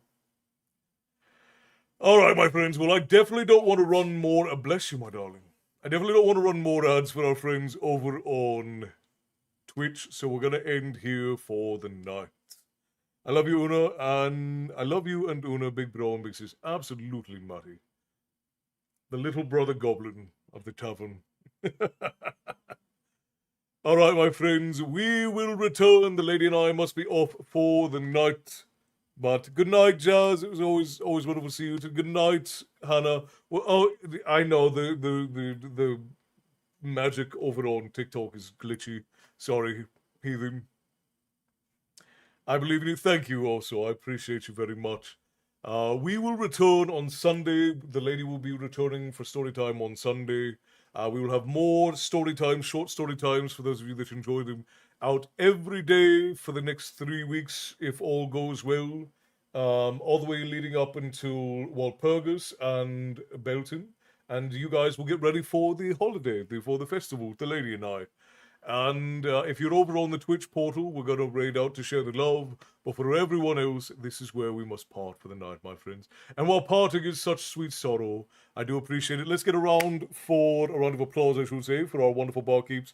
The Bear and Matty and Frost, Frost, I think, already went to bed. But anyone who's got a little symbol next to their name, thank you to our wonderful barkeeps. I appreciate it. Good night, Castle, of course. Bow to the lady, rest well, pleasant dreams. And as always, I wish you grand adventures tomorrow. Really enjoyed this stream, as I do for all. Crow, you flatter me deeply, my friend. I'm glad that you guys enjoy yourselves here in the tavern. And again, it is such... Good night, Michelle. Good night, Hannah. It is such sweet sorrow when we must part. And final round, as we make last call from Gunnar. Sláinte, my friend. Good night, Tyson. Rest well. But fear not, my friends, for we shall gather again the very next time that you all seek a story. So until then, I will bid you all stay bloodthirsty, and we'll see you next time. Good night, my friends.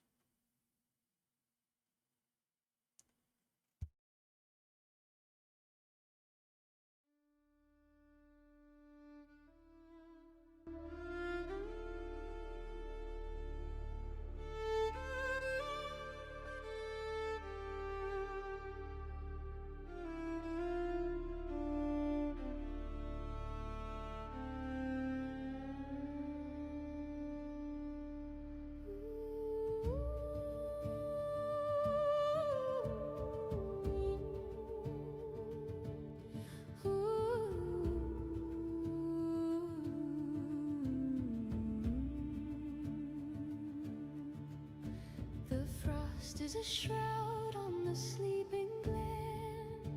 We lay out the brat for the healing of men. A silver shadow moves over the height. Breed carries embers to swallow the night. Her footsteps are soft as the falling of wool, while the moon o'er the she is heavy and full. Oh, breathe, breathe life in the cold of the clay. Lead us from shadow and into the day, with the spark of the forge and the flow of the spring. Wake every winter-bound slumbering thing. The wheel is a-turning, the lights on the wing.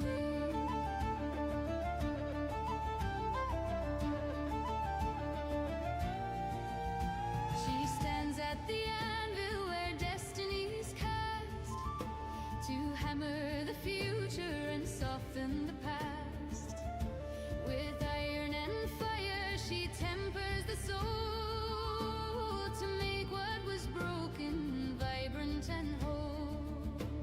The ice starts to weep at the touch of her hand, as the green fire of Imbolc awakens the land. Oh, breathe, breathe life in the cold of the clay.